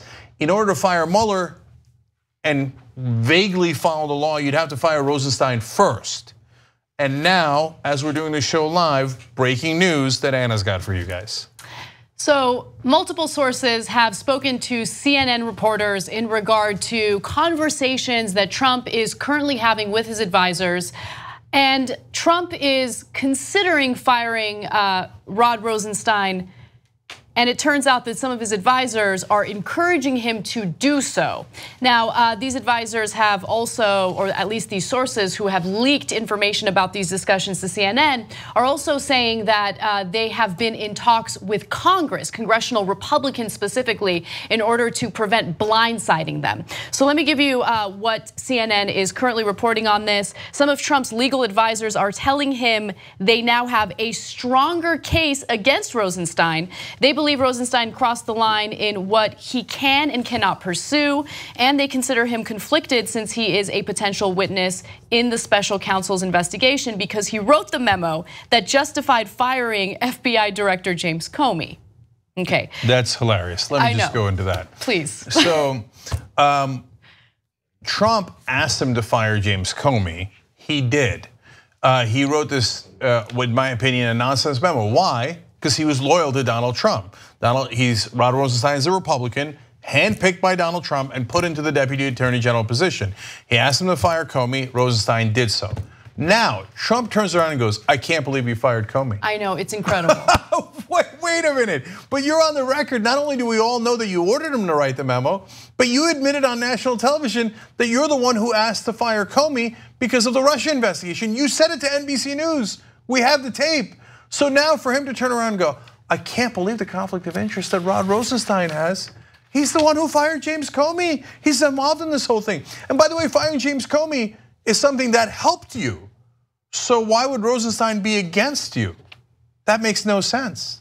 But it doesn't have to, it's Donald Trump. And also, for the billionth time, I feel as though this should be a cautionary tale to those who choose to remain loyal to Trump, because he has no loyalty to you. Now let me continue, because the details of the story are delicious. Now the legal advisors also believe they have successfully argued to the American public that the FBI is tainted and think they can make a case against Rosenstein. So these are the legal advisors who are encouraging Trump. They're like, if there's ever a time to do it, now is the time. Apparently one of the sources who spoke to CNN disagrees and thinks that it would be a completely disastrous idea. In fact, the feedback that they have already received from congressional Republicans has been negative feedback. They are urging Trump to avoid firing Rosenstein, because even if he does successfully fire him with no ramifications, the outcome probably won't be what Trump wants anyway, because there will need to be an individual who takes Rosenstein's place, and that individual is likely to do what Rosenstein has been doing. They're not going to fire Mueller. They're not going to completely dismantle Mueller's investigation. Trump doesn't really know what he's doing here, which isn't surprising. Now, one way Trump is being told he could fire Rosenstein is by blaming his dismissal on the ongoing disagreement between the Justice Department and House Republicans over document production on an array of issues related to how the FBI obtained a surveillance warrant on former Trump campaign aide Carter Page. So look, this is going to be an absolute mess either way, and I'll tell you why. So if he does not fire Rosenstein, they're going to continue the investigation, and the investigation is going to find out what Donald Trump is panicked about. So if you were doing a random investigation of me on something that I didn't do at all, I'd be like, that's preposterous, and I would fight back. I would fight back vigorously, but I wouldn't flip out and start running around the White House going, who do I fire? Who do I fire? Especially because firing them makes you look like you did it, and opens you up to impeachment and severe consequences. You'd only consider going to those severe consequences if the alternative is worse. So I think he did it. I think not firing Rosenstein is not gonna help him, because they're eventually gonna find out the truth of what he did. On the other hand, if he does fire him, it's a political firestorm. Maybe the Republicans just weather the storm. But right now, we've got Republican pollsters screaming from the rooftops, including on Fox News, going, the Republicans are going to get washed out in these congressional elections. It's going to be a tsunami. Excellent. So, but that might motivate the Republicans to cover their own ass and say, maybe you shouldn't fire Rosenstein. Am I with Trump? Did I say I was with Trump? Well, that is, as far as the reporting goes, that seems to be the strategy that congressional Republicans are taking at the moment. They are urging Trump and his advisors to avoid firing Rosenstein, but more importantly, it appears that their feedback is more aggressive in regard to Jeff Sessions. They do not want Trump to touch Jeff Sessions because they're also concerned about confirmation hearings to find a replacement for Sessions. And also remember, Jeff Sessions, establishment Republican, has very good relationships with congressional Republicans. And so I'm sure that there's an element of wanting to protect him in that regard as well. Yeah, he was one of their colleagues in the Senate, obviously, for a senator from Alabama. All right, last couple of things here. CNN is reporting that he wants to fire Rosenstein because he has not done enough to protect him. If you had any sense at all, you would stop saying that, because it is not the job of the Deputy Attorney General to protect the president. It is his job to protect the Constitution and the rule of law in America. Anyone in government should know that, let alone the president. And if you're trying to fire him under other pretenses, you should stop saying you're firing him because he won't protect you personally. That is monumentally stupid. Okay, number two, in a show of unity back in February, Sessions, Rosenstein, and the person underneath Rosenstein that would take over if Rosenstein is fired, all went to dinner together, basically indicating we're all in this together. So unless you could find a lackey to, and which is possible, maybe you bring in Scott Pruitt or someone else to do your bidding and then put him in Rosenstein's place, etc. This is all going to take time, right? In the immediate future, no, the person underneath Rosenstein agrees with him. So you haven't really solved your problem. And the last thing is, back in December, and this was reported by the New York Times, Donald Trump already tried to fire Mueller. He already gave the order, like we're pretending he didn't. He did. We know it. And the person who stopped him was Donald McGahn, the White House counsel. He said, I will resign immediately. He's another guy who was very loyal to Trump. But he's like, Mr. President, if you do that, it looks like we're obviously guilty and I can't be part of that. So I would resign. So if he fires Rosenstein, will other lawyers on his own team or at the White House also resign? We don't know. So that's what we're about to find out if Trump does this. And I say if lightly, because Trump is a lit fuse. And when he wants to fire someone and he gets on a warpath, it is pretty much impossible to stop him. And it seems as though there are no mitigating factors in the White House right now. I mean, he has his legal advisors encouraging him to fire Rosenstein. Some of them. Some of them at least. And you also have the lack of a soothing figure like a Hope Hicks in the White House, calming him down and preventing him from going on these unhinged rants on Twitter. So who knows what's going to happen, but it's fun to watch. I'll tell you this much, I guarantee you this. Either way, this thing devolves incredibly quickly, shockingly quickly. We got to take a break. Let's do that when we come back. Updates on stories including Sean Hannity's response to Kimmel's apology. Yeah, oh yeah, Fox News is always keeping it classy. All right, we'll be back.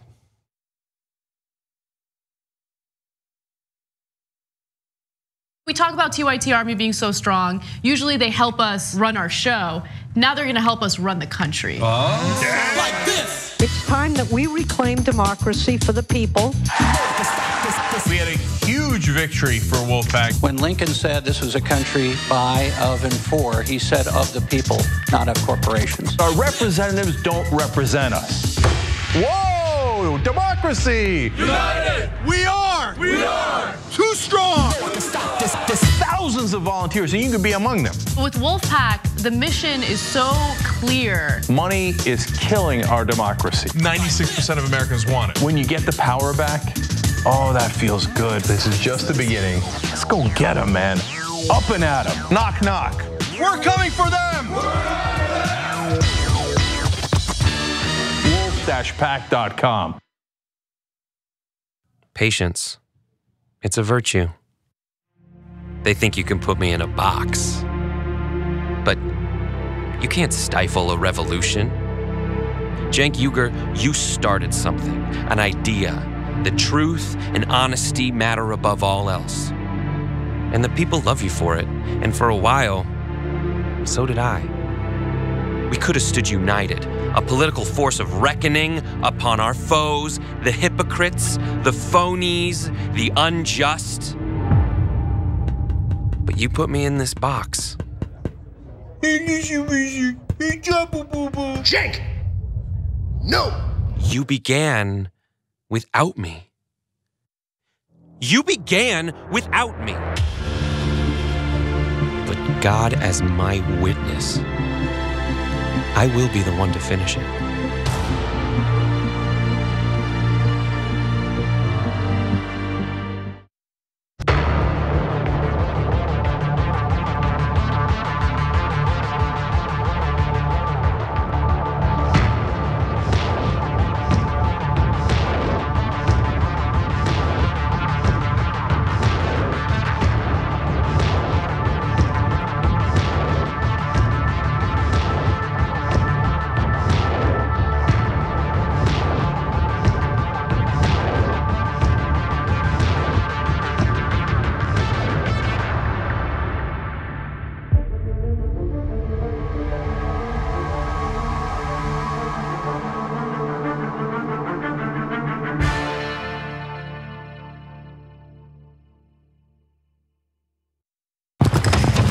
There on this frontier we call the internet, there's a lot of bad folks out to get you. For years, corporate media barons and right-wing rustlers have tried to keep the status quo around these parts. But lucky for us, there's a man who's fighting back. They call him Cenk Uygur, a.k.a. the original outlaw, a.k.a. El Jefe. He just rode into town slinging the truth.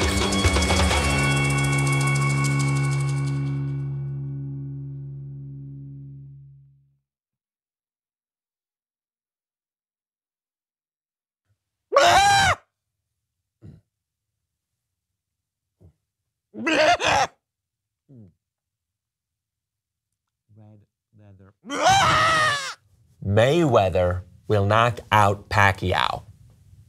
Floyd beats his wife.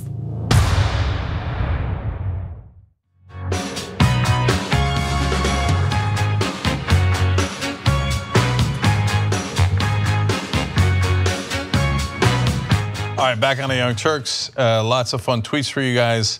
For a more perfect America says, Donald Trump, protecting your dumb ass is not the job of Rod Rosenstein. Just a friendly reminder. Jess, yep, it's me, says, in all caps, in an homage to the president, perhaps. Mueller better come with the charges like now. And so that's an interesting point. Look, I don't think he should go until he's ready, and he's very careful, and he's right to be careful. On the other hand, if he brings charges now and then gets fired, that's an even bigger disaster for Trump. So we'll see. But that's very, very serious business, and I don't think he's ready yet. They got to look through all those documents. They have a lot of other work to do. Okay. You got to look through all those documents. That was just such a vague thing to say. No, the documents they just got from Cohen. Oh, okay. Yeah. Okay. I don't mean like documents in general. You know, they got to look through some documents. They got some papers to shuffle. You know, they got a lot of work over there. Anyway, Dances With says, that is the full limit of Trump's business knowledge. Hire idiots, then fire idiots, repeat till bankrupt. Yes. He's making so many enemies. Yeah. I mean, it's all gonna come back to him. The fish stinks from the head down. Anyway, Dances With, you made us laugh. Shop.tyt.com. Go and pick out something you like there, and we'll get that to you. And then finally, I love this one. Tara Fox says, I hate tweeting, but had to tell Cenk I joined Wolfpack Wisconsin. Excellent, thank you, Tara. Really, really appreciate it. We've noticed volunteers going up all across the country for Wolfpack. You're absolutely right. Now is the time to get money out of politics. And now we're in the middle of the fight in Hawaii. So Hawaii at wolf-pack.com, or just go to your local state. You go to wolf-pack.com/go and you find your state and volunteer that way. All right, one last thing before we get to the rest of the news. Speaking of the good folks at shoptyt.com, new hat in for the members, but you got to be a member, okay? No cheating, you literally cannot get it.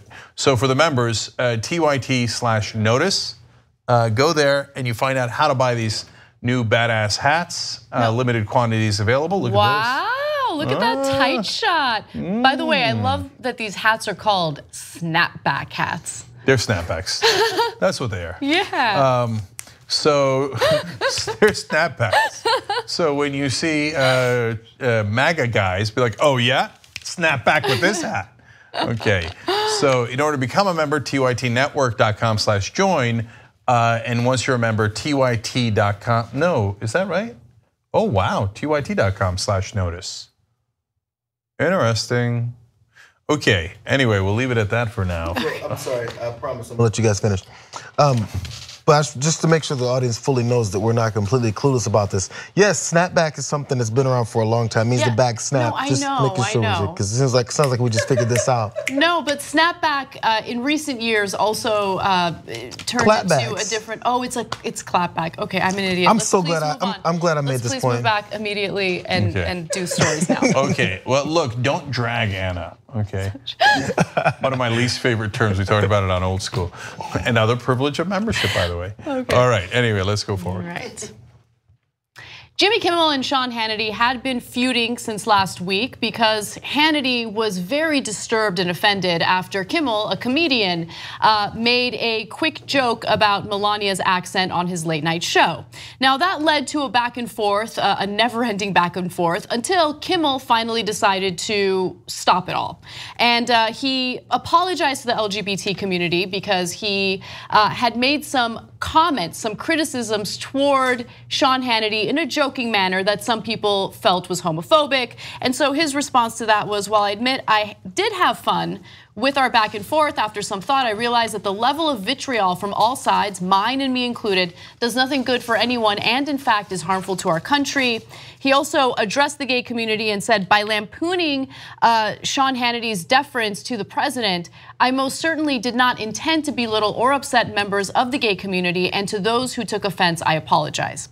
Now, I thought that it was a bad idea for Kimmel to apologize, not necessarily to the gay community, but I thought it was a bad idea for him to kind of back down from Sean Hannity, because I know from experience what conservatives are like, and conservatives don't accept apologies. Conservatives will punch you 3 times harder, and that's exactly what Hannity did. So he addressed Kimmel at the very end of his latest episode, and we have the relevant clips for you. Let's take a look at the first one. It seems to be more of a kind of a forced Disney corporate apology directed about Kimmel's comments about the First Lady. But honestly, that's ultimately up to you to decide here. I believe everyone should accept apologies. That's how I was raised. That's what my religion teaches me. And I'm going to assume he's sincere. No, that's not what you were assuming. You're being a total dick the whole time about it. And with your graphics saying Kimmel backs down, that's not accepting an apology. That's rubbing it in his face. That's absolutely right. Right. And so there's more. Let's go to the next clip. The liberal media is trying to say that my commentary of Michelle Obama's political statements is somehow similar to what Jimmy Kimmel said about Melania Trump. Frankly, that's a lie. They know it. No, your political statements were actually much worse toward Michelle Obama. In fact, he tried to make an argument that when he would attack Michelle Obama, it was strictly on the substance of what she was saying, when in reality, Hannity went on this rant about how Michelle Obama wears designer clothing, as if Melania Trump doesn't wear designer clothing. Oh, could you imagine if they talked about Melania Trump's designer clothing? Besides which, he called Michelle Obama angry and bitter all the time, anti-American, which are 1,000 times worse insults than anything that Jimmy Kimmel did about Melania, and let alone the fact that it has the racial stereotype of an angry black woman. I mean, trope after trope, and then him like, oh, me golly gee, I would never attack a first lady. No, you're the worst, Sean Hannity. All right, so now he invites Kimmel onto his program. He can't help himself. Take a look. Jimmy, you seem focused on politics. You seem sincere when you talked about healthcare. You seem sincere when you talk about the country. I want to extend an invitation. You want to come on the show? I'll promise no name calling, no anger, no rehashing of the Twitter fight. You want to have a serious discussion, we can talk about the president, his policies, healthcare, comedy, political correctness, ending boycotts, how I've supported Bill Maher, Howard Stern, Don Imus, Opie and Anthony, people that I disagree with vehemently. My bet is you'll actually agree with me on a lot more issues than you think. My bet is he probably won't, but that's just my bet. Here's my overwhelming bet. He doesn't go on your stupid ass show. Okay, so one final portion of his segment, and this is the relevant portion for me. This was at the tail end of his commentary in regard to this whole back and forth. And this is the reason why you can't back down when it comes to monsters like Hannity. Take a look. By the way, Jimmy, if you do want to start up again, I promise I'll punch back even harder. And my producers spent all weekend compiling a lot of your highlights or lowlights in your career. They don't make you look too good. So instead of airing them, we'll put them in storage, and we have more important pressing issues like what's happening in Syria and the gassing of women and children. So in other words, don't cross the line with me again, because if you do, we have a nice, database of content that we can misinterpret for our audience and mischaracterize to make it seem like you're a terrible person. That's essentially what he ended the segment with. Okay, so let's notice the 2 fun things at the end there. One is like, we have really important stuff of like Syrian gas to talk about. Although I just spent the last however many minutes talking about this. So then if you had more important stuff to talk about, why didn't you talk about it? But more importantly, in this context, the idea of like, no, Jimmy, come on our show. It'll be great. I'll be fair to you. But I warn you, I'm gonna punch you twice as hard if you ever cross me again. Look, that's what drives Anna and me crazy about progressives who back down. And look, I don't know all of Jimmy Kimmel's politics, and I know that he's got a lot of pressure because he is at ABC, and unlike a lot of folks at Fox News, he has something to lose, and has an excellent career and all that. And you don't want to offend people that are part of the LGBT community. All those things are true. But when you back down from conservatives, or you apologize, or you're in any way decent to them, right, it never pays. All they do is rub it in your face. They never do likewise. Hannity never apologized for any of the things that he said that were way over the top in regards to Jimmy Kimmel. And and never will, and instead spits in your face. Yeah. Just the next time progressives, you're in a situation like this, or any other random person against the monsters on the right, understand they are not going to reciprocate on your decency. It's never gonna happen. Right, and I just want to touch on one other thing very quickly. It's not just Kimmel. I mean, Kimmel felt a tremendous amount of pressure to apologize because he was allegedly catching heat for some of the comments he made toward Hannity. They were being interpreted as homophobic, when in reality, I don't know, my read of it was not that it was homophobic. And so he didn't want to offend that community, and I can understand not wanting to defend them because it's a community you care about. It's a community that he has fought for in terms of equality. And so I want progressives to not be so hard on one another because I think that is actually the core of the problem. I mean, look at his intentions, look at his track record. If he has a track record showing that he is homophobic or that he did not believe in equality for the gay community or has said horrible things about the LGBT community, then of course he deserves the criticism. But if he is making jokes in response to Hannity, then, I mean, are we gonna police every joke that he makes and then immediately, cast him off as someone who's homophobic? Because that's what happened here and that's why he apologized. We need to band together, that's my point. Conservatives are really good at that. They will go as far as they need to say the most loathsome things about people that they disagree with, and they stick with one another, whereas we eat our own constantly. Yeah, and you help the right-wing cause if you throw your own under a bus. And that's what the left does all the time, and the right almost never does. They don't apologize, and they don't back down. They circle the wagons, whereas the left often does a circular firing squad. One circle makes sense, the other one doesn't. Well, we have lots of updates on Sinclair, so let's get to that. A TV anchor, morning show host in St. Louis has resigned following a tweet that drew a great deal of criticism. His name is Jamie Allman, and apparently he had tweeted in response to David Hogg and his work in pushing for gun control.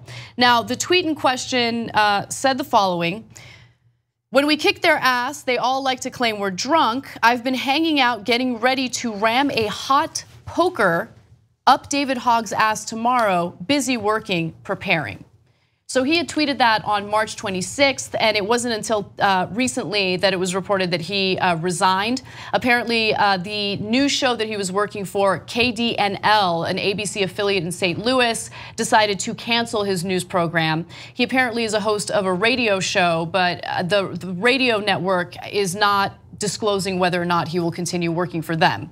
But the fact that he went after David Hogg in that way is so despicable, especially considering the fact that he's a minor, especially considering the fact that he just experienced something so traumatic with his friends and educators getting gunned down before his very eyes.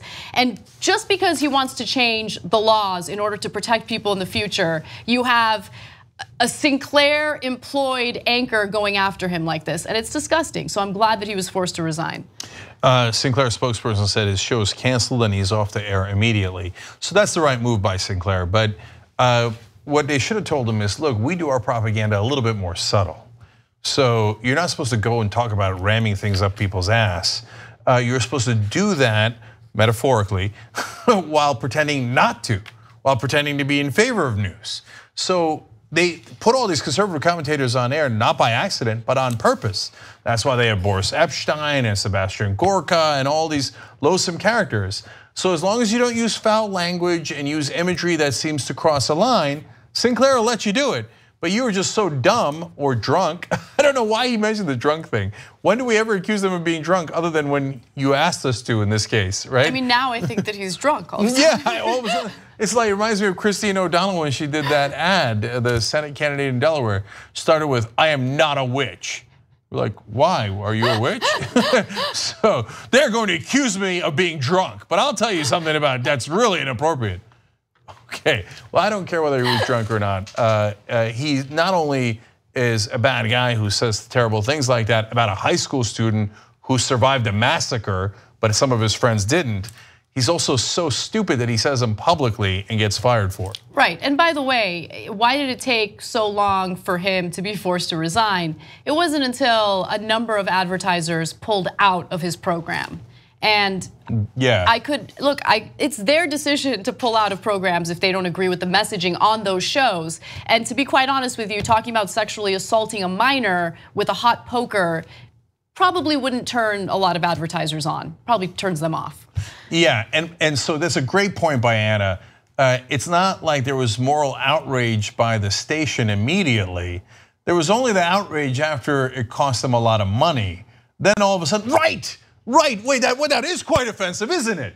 Well, I do declare, I agree with my advertisers who pay me that it is offensive, and you're now removed. So that's how things really went down. One of the advertisers that pulled out was Ruth Chris Steakhouse, which made me think, Ruth Chris Steakhouse. I know, me too. All right, there's another Sinclair story that I want to get to before we go to break. New reporting indicates that the chairman of Sinclair had spoken to Donald Trump himself last year and specifically spoke to him about certain business ideas that Sinclair has been pushing for. Now, Sinclair Broadcast Group is a right-leaning broadcast group that is also seeking to buy Tribune, which would indicate, if that merger is approved, that Sinclair would own 75% of the local news that gets broadcast throughout the country. Now that's disastrous. So let me just be clear, 75% of the markets would have a Sinclair station. So they don't of course own all the stations in those markets, but that is tremendous influence, enormous influence. In fact, Trump's own team, his own son-in-law, Jared Kushner, bragged after the election that they made a deal with Sinclair, which actually gave them more access to the swing states, almost 10 times as much, he said, than CNN. That's how much impact those local news stations have. Now, the story gets a lot scarier because I just learned about this technology that they've been pushing for. It's technology that Sinclair has apparently developed. And so here's what you should be concerned about moving forward. Now, David D. Smith, who is the chairman for Sinclair, said that he briefed officials last year on a system that would enable authorities to broadcast direct to any American's phone. Apparently, he was quoted as saying, "I just wanted them to be aware of the technology." Now, this is technology that they have taken part in developing. And so they want all new televisions that are built in the or that are built to include a certain chip that they've developed, and it's part of the next gen TV technology. So I'll give you more details in that. For that in a second. He recalled an earlier meeting with Trump during the 2016 election campaign where he told the future president, quote, "We are here to deliver your message." Well, that seems very helpful to a politician, doesn't it? So they're outraged that they're getting criticism in the press about being mouthpieces for Trump and nothing more than that. Well, yeah, people are gonna think that, and actually people know that because you say things like, "We are here to deliver your message" to Donald Trump. So remember the famous number that studies showed that Donald Trump had gotten about $2 billion in free media coverage before the general election, just in the primaries. That's enormous, whereas they hardly covered Bernie Sanders at all. So these huge disproportionate free media advantage that Trump had, that didn't include local stations. So on top of that cable news coverage that Trump got for free and all the shots of the empty podium before he even showed up, you had Sinclair going, "We are here to deliver your message, sir." So is the media partly responsible for electing Donald Trump? Absolutely. Well, clearly so. So let's get to this technology that Sinclair is pushing for. The company has been a driving force in the development of a new broadcasting standard known as Next Gen TV, and is one of the first involved in making chips for television, cell phones, and other devices to receive the new transmissions. So they got together with their lobbyist friends and started lobbying the government, specifically the FCC, aggressively lobbying the FCC to ensure that all new televisions are built with this technology, because guess what? They will financially profit from that. They're the ones who make these chips. Now, what is Next Gen TV? Well, here's what we know so far. Apparently, it's it's a form of technology that will provide advanced emergency alerts. So it would be able to give you alerts on your phone, on your television, coming from the government. So if the government wants to alert you regarding a natural disaster or some sort of threat, they would be able to do that. They would just kind of get in there and tell you what you need to know. Okay, there's interactivity. So the way that this would work is it would essentially give advertisers the ability to give you targeted ads, right? Because it would keep track of the types of ads that you choose to watch. Okay, so there's that component of it. There's the targeted advertising, and also there are privacy concerns when it comes to these targeted ads. So similar to what we're experiencing on Facebook right now, some members of the FCC were concerned that we would have the same problem with our televisions. Now the FCC unfortunately did vote partly in favor of what Sinclair wants. This was in late 2017, and they said that this technology should be voluntary for companies, technology companies who wish to include it. Yeah, so look, a couple of different issues here. One, all these media companies are driven to get better and better data on you to be able to serve you more ads. So it is what the industry does. And so a huge problem that television has is that they don't have enough data.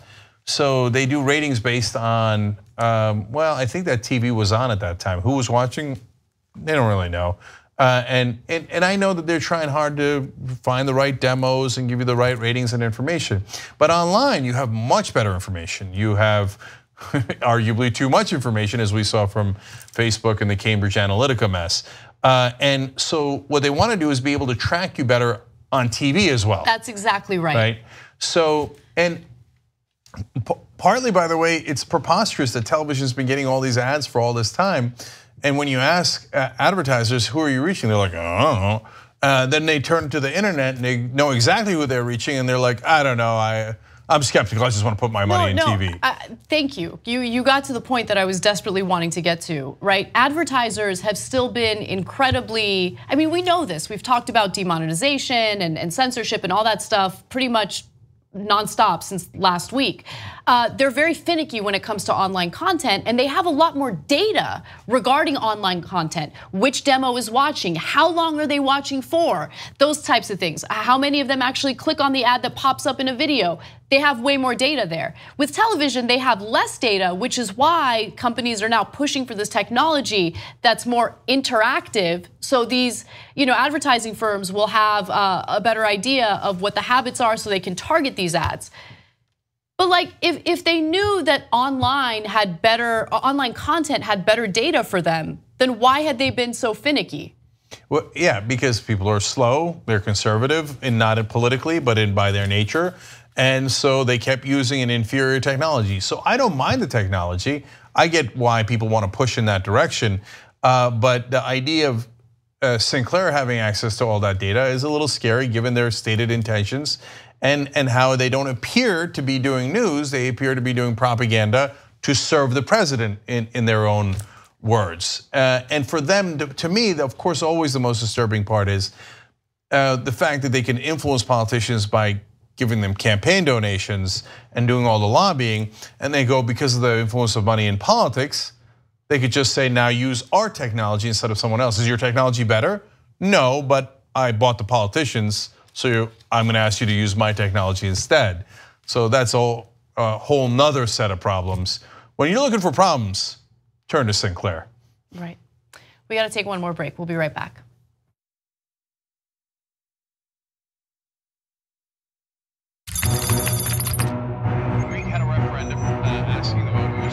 T-minus 1 minute till landing. TYT broadcast controllers, listen up. Give me a go, no go for landing. Sound? Audio is hovering at minus 12 decibels. We're go. Streaming? We're go. Camera crew? We're go. Mission control? We're go. Snacks? We're good. Iguana? Sir, we are go for landing. Okay, everybody. I want this to go off without a hitch. Sir, I've been looking over this joke for the past hour, and with the Bannon firing now weeks old and waning in English, Johnson, English. What are you trying to tell me? This joke isn't going to land, sir.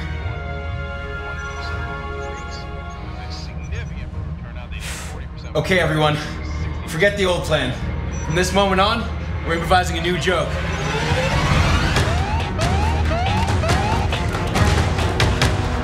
So this is where the show started, and this is where it was supposed to end. Now the joke was supposed to land here, but that's not gonna happen, obviously.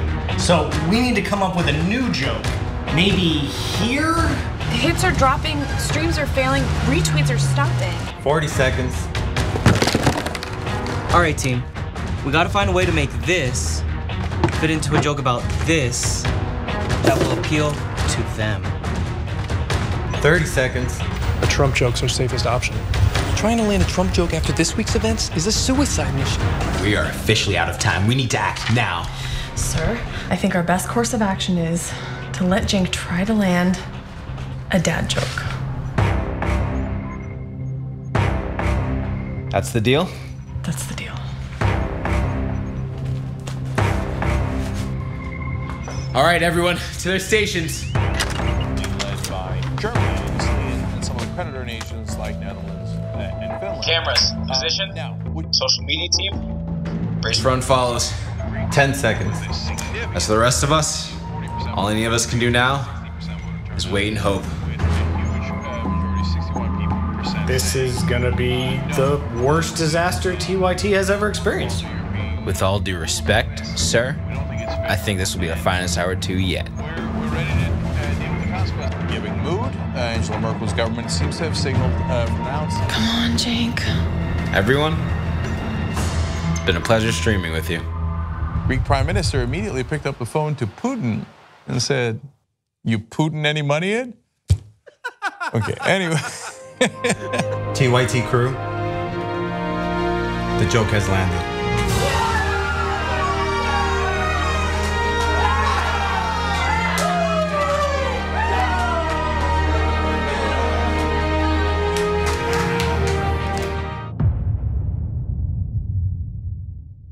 All right, so right now I'm walking by Tim Robbins. I'm not going to make a big deal out of it. Just going to walk by, see if he notices me, see if he recognizes me. Student activism, community organizing. It's cool, like Tim, he's acting like he doesn't see me, like he doesn't notice me. It's all right. It's cool. A lot of people are recognizing me. It's okay if Tim Robbins plays it cool. He is playing it cool. I'm going to walk this way. See, I'll give him a chance to recognize. Let's see if he notices me. Ready? For Bernie Sanders and for the leadership and the heart. Maybe he didn't notice me because, my head was turned. It's probably because my head was turned. You think it was because my head was turned? I think it was because my head was turned.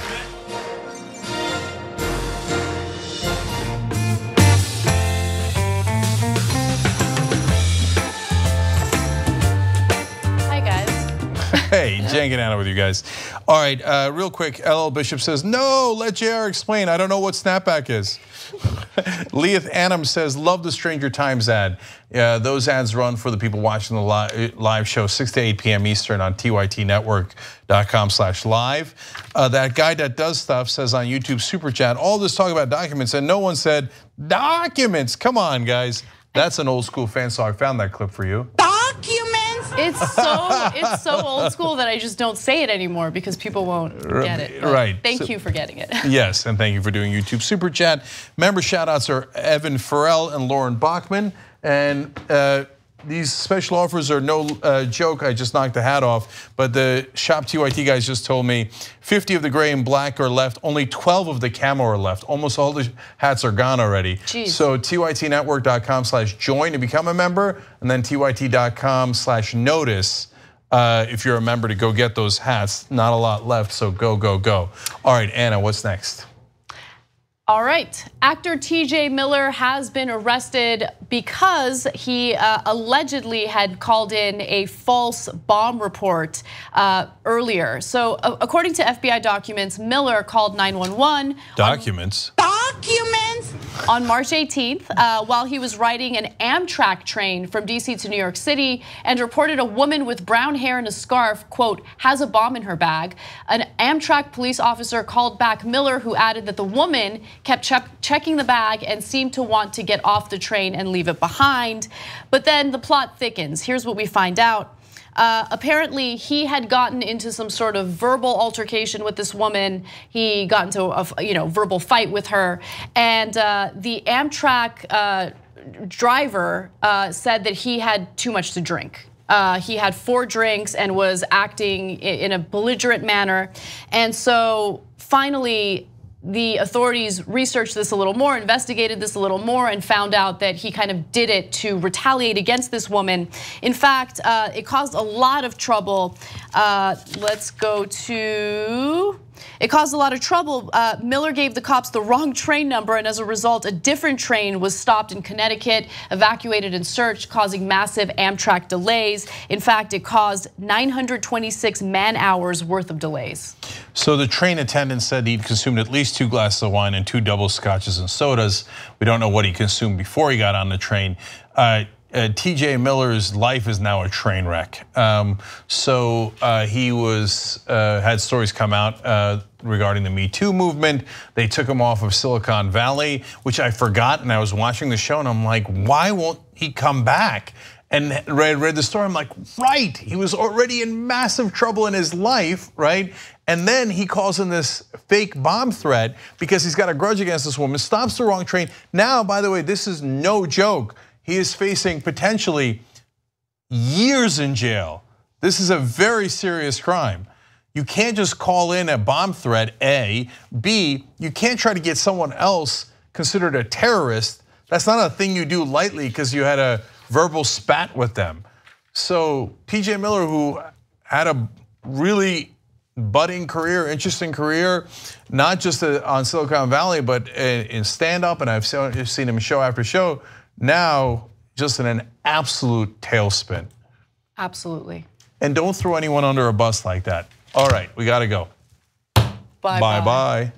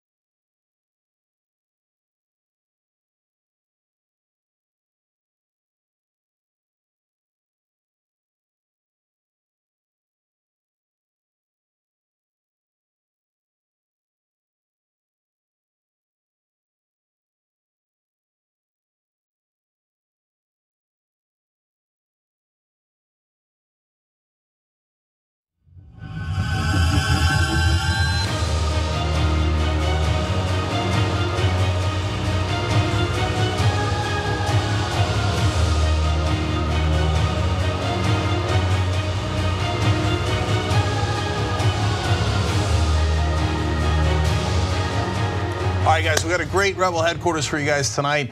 I've got a couple of fantastic guests. They're both just Democrats, and then I've got an update for you guys at the end of the show that you're gonna love. So joining me in the studio right now, Amar Campa-Najjar. He is running in the 50th district in California. Man, California has a lot of districts. It does. Amar, great to have you in the studio. Good to be with you. Thanks for having me. No problem. So now, you've got Duncan Hunter Jr. as your incumbent. That's a disastrous candidate and incumbent to have. And then you've got a Democratic primary. So let's take it one step at a time. Yeah. For the good folks at home, how bad is Duncan Hunter Jr.? Oh my God. So Duncan Hunter Jr. is the son of Duncan Hunter Sr., who was there for 30 years. So between them, 40 years of one dynasty, right? And he's pretty vulnerable. We're pretty viable. He's the guy who spent $60,000 of his campaign funds on personal use, like Versace clothing and trips to Rome and a pet rabbit, all of which would be funny if it wasn't so sad. A pet rabbit? A pet rabbit. Okay. But his mismanaging of, I think, taxpayer money is worse. He wants to spend money on that wall. He talks tough talk against North Korea. He wants us to preemptively strike them. A whole bunch of stuff that doesn't make sense, including a tax plan that he himself says is going to hurt California. Last I checked, he's the congressman from California. He should be putting California first. So. Yeah, and the wall goes through your district. It does, yeah. And Trump was just down there. He was, yeah. And actually, we had some of your guys come down, and there's about 14 miles of perimeter. There's 3 layers of wall already. And Hunter Jr. likes to tout that his father made the previous one, and it reduced apprehensions by 95%. So why are we going to spend $35 billion of American taxpayer money, not Mexico, on a wall that we don't need? Right. So I think we're pretty clear on Duncan Hunter. So that's settled. Now you're in a Democratic primary, and some of your information about your background is really interesting. And I don't mean ethnically, although that's fun too, but about what you did, especially in the Obama administration. But we'll get to that in a second. Sure. So let's talk about your primary. So I'll ask you the question we ask everybody. How do we know you're the most progressive in the race? You go to my website, and also we've gotten to just the Democrats' endorsement. I run on a policy of Medicare for all, clean energy, removing all the subsidies for fossil fuels, being able to level the playing field, tuition-free college, all that stuff. And we had to kick in through the back door. The establishment did not want me. They've been fighting against me behind the scenes for some time. And despite that, we got the California Democratic Party endorsement, labor endorsements, and a whole bunch of good progressive folks getting behind our campaign. So how do you know the establishment was not on your side? Well, I think they poached somebody else to run against me. I think they're getting buyer's remorse with my opponent. When I first decided to run, it was a people-powered movement, a little bit different than the status quo. In fact, the volunteers who told me to run said, you know, we don't need a hunter, Duncan Hunter, we need a gatherer. It was cute. We should bring people together and pave a path towards a unified future, and it worked. And we don't have clear evidence that they have been, but a lot of unanswered phone calls and just asking, hey, let's level the playing field. We're working hard. Hunter's hardly working. We're out raising the other Democrat. We're out working him, out campaigning him on the merits. We should have their support, but it seems to be going somewhere else. So when I first met you, you were not the favorite, no. And so I'm not surprised that the establishment picked a guy with like a background they thought fit the district, right. Which is not really true either. No. But like they love to typecast, etc. But then, how in the world did you win 97% of the delegates in the California Democratic Party? Working hard and just showing up and telling people, look, I don't care about your personal politics. I care about your personal health, your personal safety and the safety of your kids, and your personal financial stability. Talking about working class issues, what keeps people up at night, what gets them going in the morning. Talking about real issues, not just about my hues and how I'm a brown guy, but my views. And in my district, surprisingly, this county, we have 5 seats, right? My seat is the only seat that actually voted for Bernie over Hillary in the primary. So there's a progressive lane there. There's an opportunity there. I can tell you work for Obama. Not my hues, but my views. My views, yeah. We like to rhyme in the Obama administration. Not the hunter, but the gatherer. People remember these things. They do. I like it. So when I first met you, Amar, it was also at a California Democratic gathering. And at that point, this was not the one where you got 97% of the vote. You were hustling, and like I said, you were the underdog. But I remember, one, you had incredible energy, and 2, incredible number of volunteers, and that struck me. At that point, you weren't even a Just Democrat, right? But then you just kept gathering, if you will, endorsement after endorsement. You're starting to like it, right? And delegate after delegate. And if you had told me when we first met, though, hey, this guy's gonna get 97% of the delegates. I'd have been like, no way. He seems like an amazing guy, but he's not the establishment guy. There's no way he's gonna do that. So that's amazing work. How about the volunteers? How many volunteers? We have about 800 volunteers. We have 2 offices. In one district. That's right. In one district. And so I was the field director, don't hold this against me, for the Obama campaign in 2012, okay? Okay, yes. And a lot of them migrated over to my campaign. They want to elect another skinny brown guy with a funny name. Someone who's more progressive though, right? Someone who's been anti-TPP since the beginning. I was at the Department of Labor and I saw trade adjustment assistance going up, which told me our trade policy was going in the wrong direction. And TPP was more of the same. So yeah. Now, so that's an astounding number of volunteers in one district. How about fundraising? So we outraised Duncan Hunter all of last year. We raised about over $500,000, but we need more because they're going to be throwing stuff at us from every single angle. So we need to tell our message and multiply it. We also outraised the other Democrat who's gotten a lot of establishment money from different people in leadership. But we've gotten some support from Congressman Luis Gutierrez and others who are kind of going down the progressive track with us. But we're out raising him, out campaigning him, and out hustling him. So, and I can tell you again, I had no horse in that race, and I met Amar, and I turned around, and I was like, this guy's amazing, right? Thank you. And so I heard about your volunteers in that first meeting, et cetera. And then the fundraising, you don't take any corporate PAC money. Not at all, not a single dime. So all of that is just working hard, really hard to reach people, talk to them, get their support, and to raise $500,000 again in a district is amazing. So thank you. And we'll give you all the links for Amar, both to donate, to volunteer, et cetera, to find out more about him. Will always be down below in the description box on YouTube, comment section on Facebook. You mentioned your hues a couple of times. So what are you? Yeah, well, I'm an American first and foremost. I got to remind people I was born in East County, San Diego, the son of a single working class mom. My mom's Mexican, she was born here. My dad's Palestinian American. And that's where you get the Palestinian Mexican American guy. So yeah, that would make you the one, the one in the country. That's right. Is there other Mexican Palestinians? I got a brother, so he's the second one. There's a population of 2. I'm sure there are others, but aside from that, I mean, we had my mom raised me on her own through being broke and brokenhearted. I had to be a janitor at 15 and a half years old to help my mom. So everything I learned about hard work, the reason I hustle so hard, was from that woman and that job. And nothing in life is given, especially when you live in my zip code, but everything can be earned. So been just working hard. Yeah, so like my dad who grew up on a farm and that was incredibly hard, backbreaking work. He thought, let me go get an education because nothing's gonna be as hard as working this farm. Tell me about it. So you work as a janitor at 15 years old, you're gonna wanna get out of that situation. So, and obviously you've gone on to do amazing things. So let's talk about some of that. Sure. So you worked in the Obama administration in a couple of different roles, but before we get to the bigger ones, my favorite was you were the guy who read the letters to pass on Obama. Because you guys remember that thing where he would read the 10 letters a day? Was it a day? Yeah, it was 10 a day when we had a president who would read, right? So it's different times now. But he would read 10 of them. I was part of the team that the president would read 10 of them a day, and I think it helped inform his policies. And when I would read them, I would think, I'd like for him to go further on immigration, on healthcare, on these other issues. I want to put this in front of him so it stirs up his conscience. And I he didn't go as far as I'd like him to go, but I'd like to think that those letters informed his policy decisions. So that's a really interesting role because not only do you get to put things in front of the president, now we know with this president, you've got these men of questionable ethics who put articles of Breitbart in front of him and these right-wing publications, and they get them all worked up and to do hateful things. You got to put letters in front of him from real Americans. Totally. So how many letters do you think you read? Oh my gosh, I just learned to skim down the middle, which is probably what you do before you give your segments. But I would hear stories about, look, I'm an illness away from losing my home. I got to decide, do I get a gallon of gas or a gallon of milk on the way home? I had to miss my daughter's birthday to work overtime, like real gut-wrenching stuff that mattered. Like all this political theater about Stormy Downs, all that stuff, I don't even care about that. I care about the real issues because I hear it from every day, not even when I was campaigning, before that, with the Obama administration, and it really stirs up your conscience and it gets you wanting to get out there and do something. All right, what else did you do in the Obama administration? So then I worked at the US Department of Labor, full circle, helping people like my mom get access to childcare so they don't have to choose, do I take care of the kid or I go to work.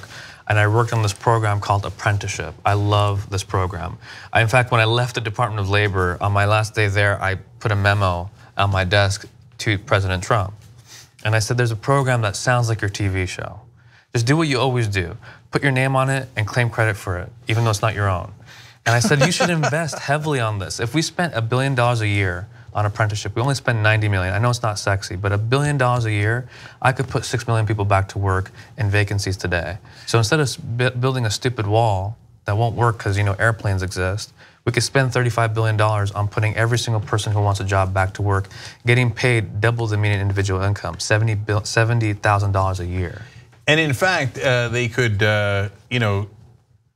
get their jobs back maybe from the unfair trade deals that he claimed he was against during the campaign. Did you actually literally leave him a letter? I did. I left it there. I left a memo. I said, you should do this. You are literally a man of letters. I do. I love letters. Okay, one last thing. You had a business before you started running, ACN Strategies. That's right. And I have to confess that this description, though, does sound a little Austin Powers-ish. It's a small business that helps other small businesses. Yeah. So what did it actually do? So basically, I had a public affairs firm. I did public affairs for many years, including with the U.S. Hispanic Chamber of Commerce, not the U.S. Chamber of Commerce. They're the devil, I get that. But the U.S. Hispanic Chamber of Commerce is more liberal. And when I left that place, I figured, why don't I make all of my former employers my clients? So those small businesses ended up becoming my clients, and I just did consulting work for them, whether it was getting them in the press or connecting them with their local government or doing public affairs. That's what it means, helping small businesses with my small business. Okay, that makes sense. All right, let's put up the links one more time.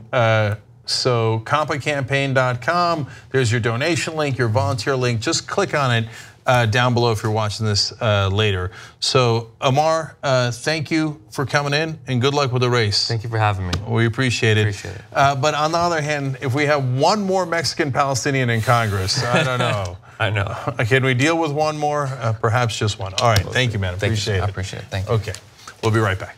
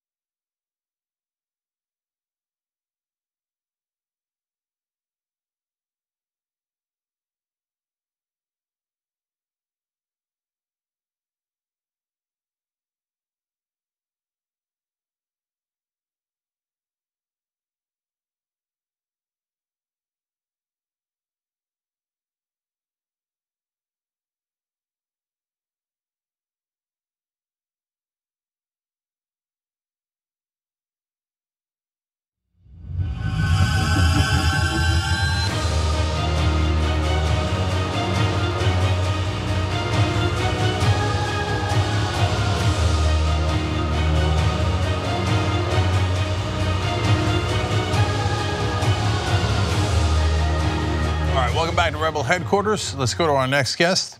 Joining me now is Jenny Marshall. She is running in North Carolina's 5th District. She's a Justice Democrat, and she has a chance to unseat Virginia Foxx, who is one of the most loathsome congresspeople in all of America. And if you beat her, that would be music to my ears. And Jenny, apparently you've got a good chance of doing that. We'll talk about why. And apparently it's your birthday today. Do I understand that right? Yes, it is. All right, happy birthday! Thank you. All right, great. And thanks for joining us on your birthday. Look at this, hard workers, progressives looking to unseat the Republicans from their spots. So, all right, Virginia Foxx, for the people who are unfamiliar with her, why is she so bad? What's wrong with her? Well, she votes virtually against everything that is good for communities, that is good for people. And frankly, she has said some of the most horrible things on the House floor. You mentioned it in your show before about Matthew Shepard and the fact that she called his death a hoax on the House floor while his mother was sitting in the gallery. Wow. So, yeah, just terrible, terrible, terrible. She has a 0% rating from the legal conservation voters, which means she has voted no to every environmental protection that has come up for a vote. She voted no. She voted no against raising the minimum wage way back when. Yeah, and so actually, let me stay on that for one quick second before we get to her motivations. So, what's your position on the minimum wage, and what's her position? And however they want. I think we need to raise the minimum wage to a minimum of $15 per hour, tie it to inflation. It's long overdue for us to raise the wage. Yeah, look, I've covered Virginia Foxx a lot, so I know all of her terrible actions and statements, but I also know that she's not one of the brightest bulbs in Congress. But that's part of why I think she's so wrongheaded. But I think the more important part is her motivations to the tune of campaign donations. So you're just Democrat, that means you don't take corporate PAC money. Does Virginia Foxx take corporate PAC money? Just a little bit, about $3.5 million since she's been in Congress. Does anyone really believe that she takes $3.5 million from corporations and then does not serve them? Does anyone really believe that the second time a corporation gave money to Virginia Foxx that they didn't get a return on investment on the first time they give her money? That's why they keep giving to her, because she keeps delivering for them instead of you. All right. Absolutely. She has legislation out there that she's sponsored that is directly tied to the money that she's received. So can you give us an example of that? Well, she put forth a bill that would preferential treatment for for-profit colleges and universities, those predatory for-profit universities, and that directly ties to all of the money that she gets from student loan servicers and the for-profit industry itself. So now, why do you think that there's hope in this district that elected someone as conservative as Virginia Foxx? Well, we have been across this district, crisscrossing it back and forth, talking to the voters, and they, frankly, both Democrats and Republicans, are tired of Virginia Foxx, ignoring them. She won't hold a town hall. She won't go to places where she's going to be questioned on what she's doing in Congress. And frankly, people are wanting a change, and they really appreciate the fact that I say what I say, and I mean what I say, when it comes to raising the wages and making sure that we're investing in our communities and that people deserve healthcare as a human right, and that I support single payer. And we get across the board, Democrats, unaffiliated voters, Republicans, they say, thank you, you're running, thank you. So was this district redistricted? Yes, in 2016, we actually did a redistricting, and even though it's still gerrymandered, we are in the best position we have ever been in to unseat Virginia Foxx. They gave us about 24,000 Democrats and only 500 Republicans. So that means we are super, super close. We just need to get the unaffiliated voters and frankly, Democrats and Republicans who are tired of seeing Virginia Foxx ignore their communities, get them out to vote for a candidate they can truly believe in. So like a lot of the Just Democratic candidates, you seem to have a volunteer army. I see here that you've knocked on over 4,000 doors with your team and called over 30,000 people in the district. Those are giant numbers. So how did you learn how to do that? How did, when you started campaign, a lot of folks don't know how to mobilize that quickly. How'd you know? Well, I've been working on campaigns since I graduated high school. I've been in not-for-profit working with volunteers, so I know how to motivate people. And as a public school teacher, you really got to get people where they want to work at and really give them something to believe in. And that's what we offer with this campaign. We're a family. We treat each other with respect, and we really have a plan that people can believe in and they want to see happen, and they're super excited when we talk to them about fully funding public education. They're super excited when we talk about raising the wage and making sure that immigration is taken care of and that we're doing things that really help build community, because that's what they really want to see. So when you talk about getting the vote out, obviously there's the general election against Virginia Fox, but also the primary. So I'll ask you the question I always ask, because it's really important for our audience to know. How do we know that you're the most progressive person in the race?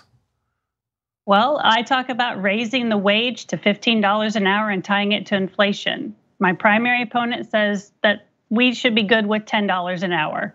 And frankly, that's not a living wage in Winston-Salem or across this country. She talks a lot about public-private partnerships rather than empowering communities to make those decisions. She wants to hand it off to corporations who will, frankly, just do what they need to do until there's no money left, and then they'll leave those communities high and dry. She goes back and forth between wanting it one way and then wanting it another way, where we're very transparent and accountable with our platform. And we frankly stand up for those communities who haven't had a voice in the system in a very long time. We stood up and said, no, we're not going to take corporate PAC money. We're not going to take lobbyist PAC money.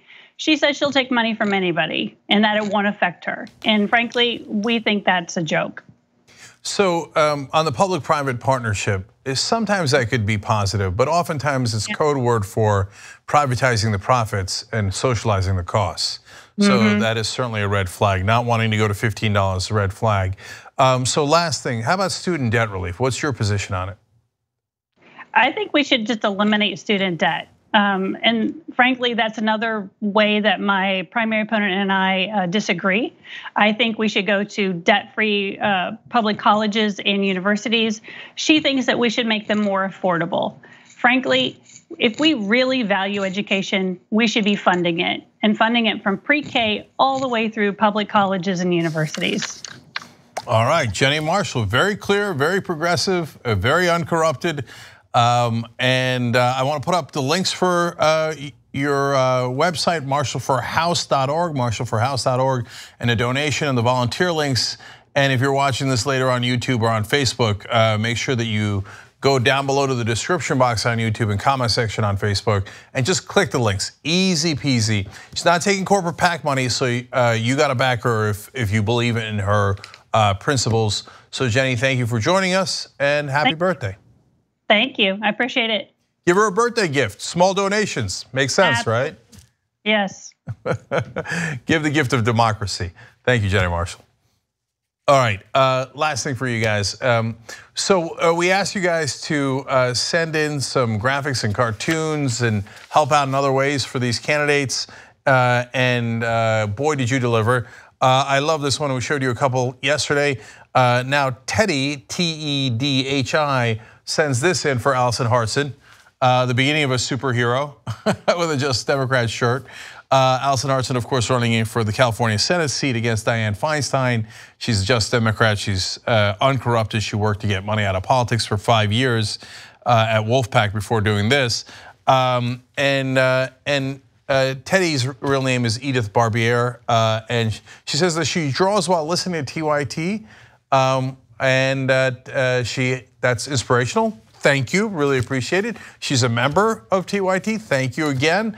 And you guys send in this stuff and we will continue to feature it on the show and on our Facebook page as well, facebook.com/TYTpolitics in this case.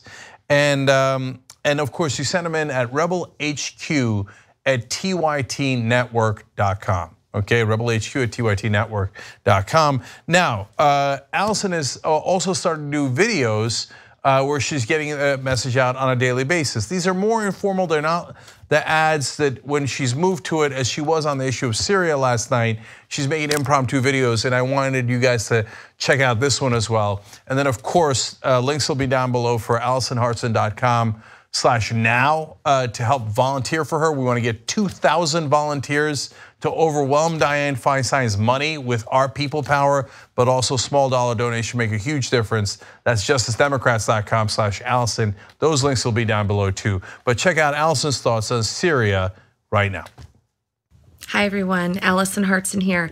As you know, there has been a gas attack in Syria that just happened yesterday.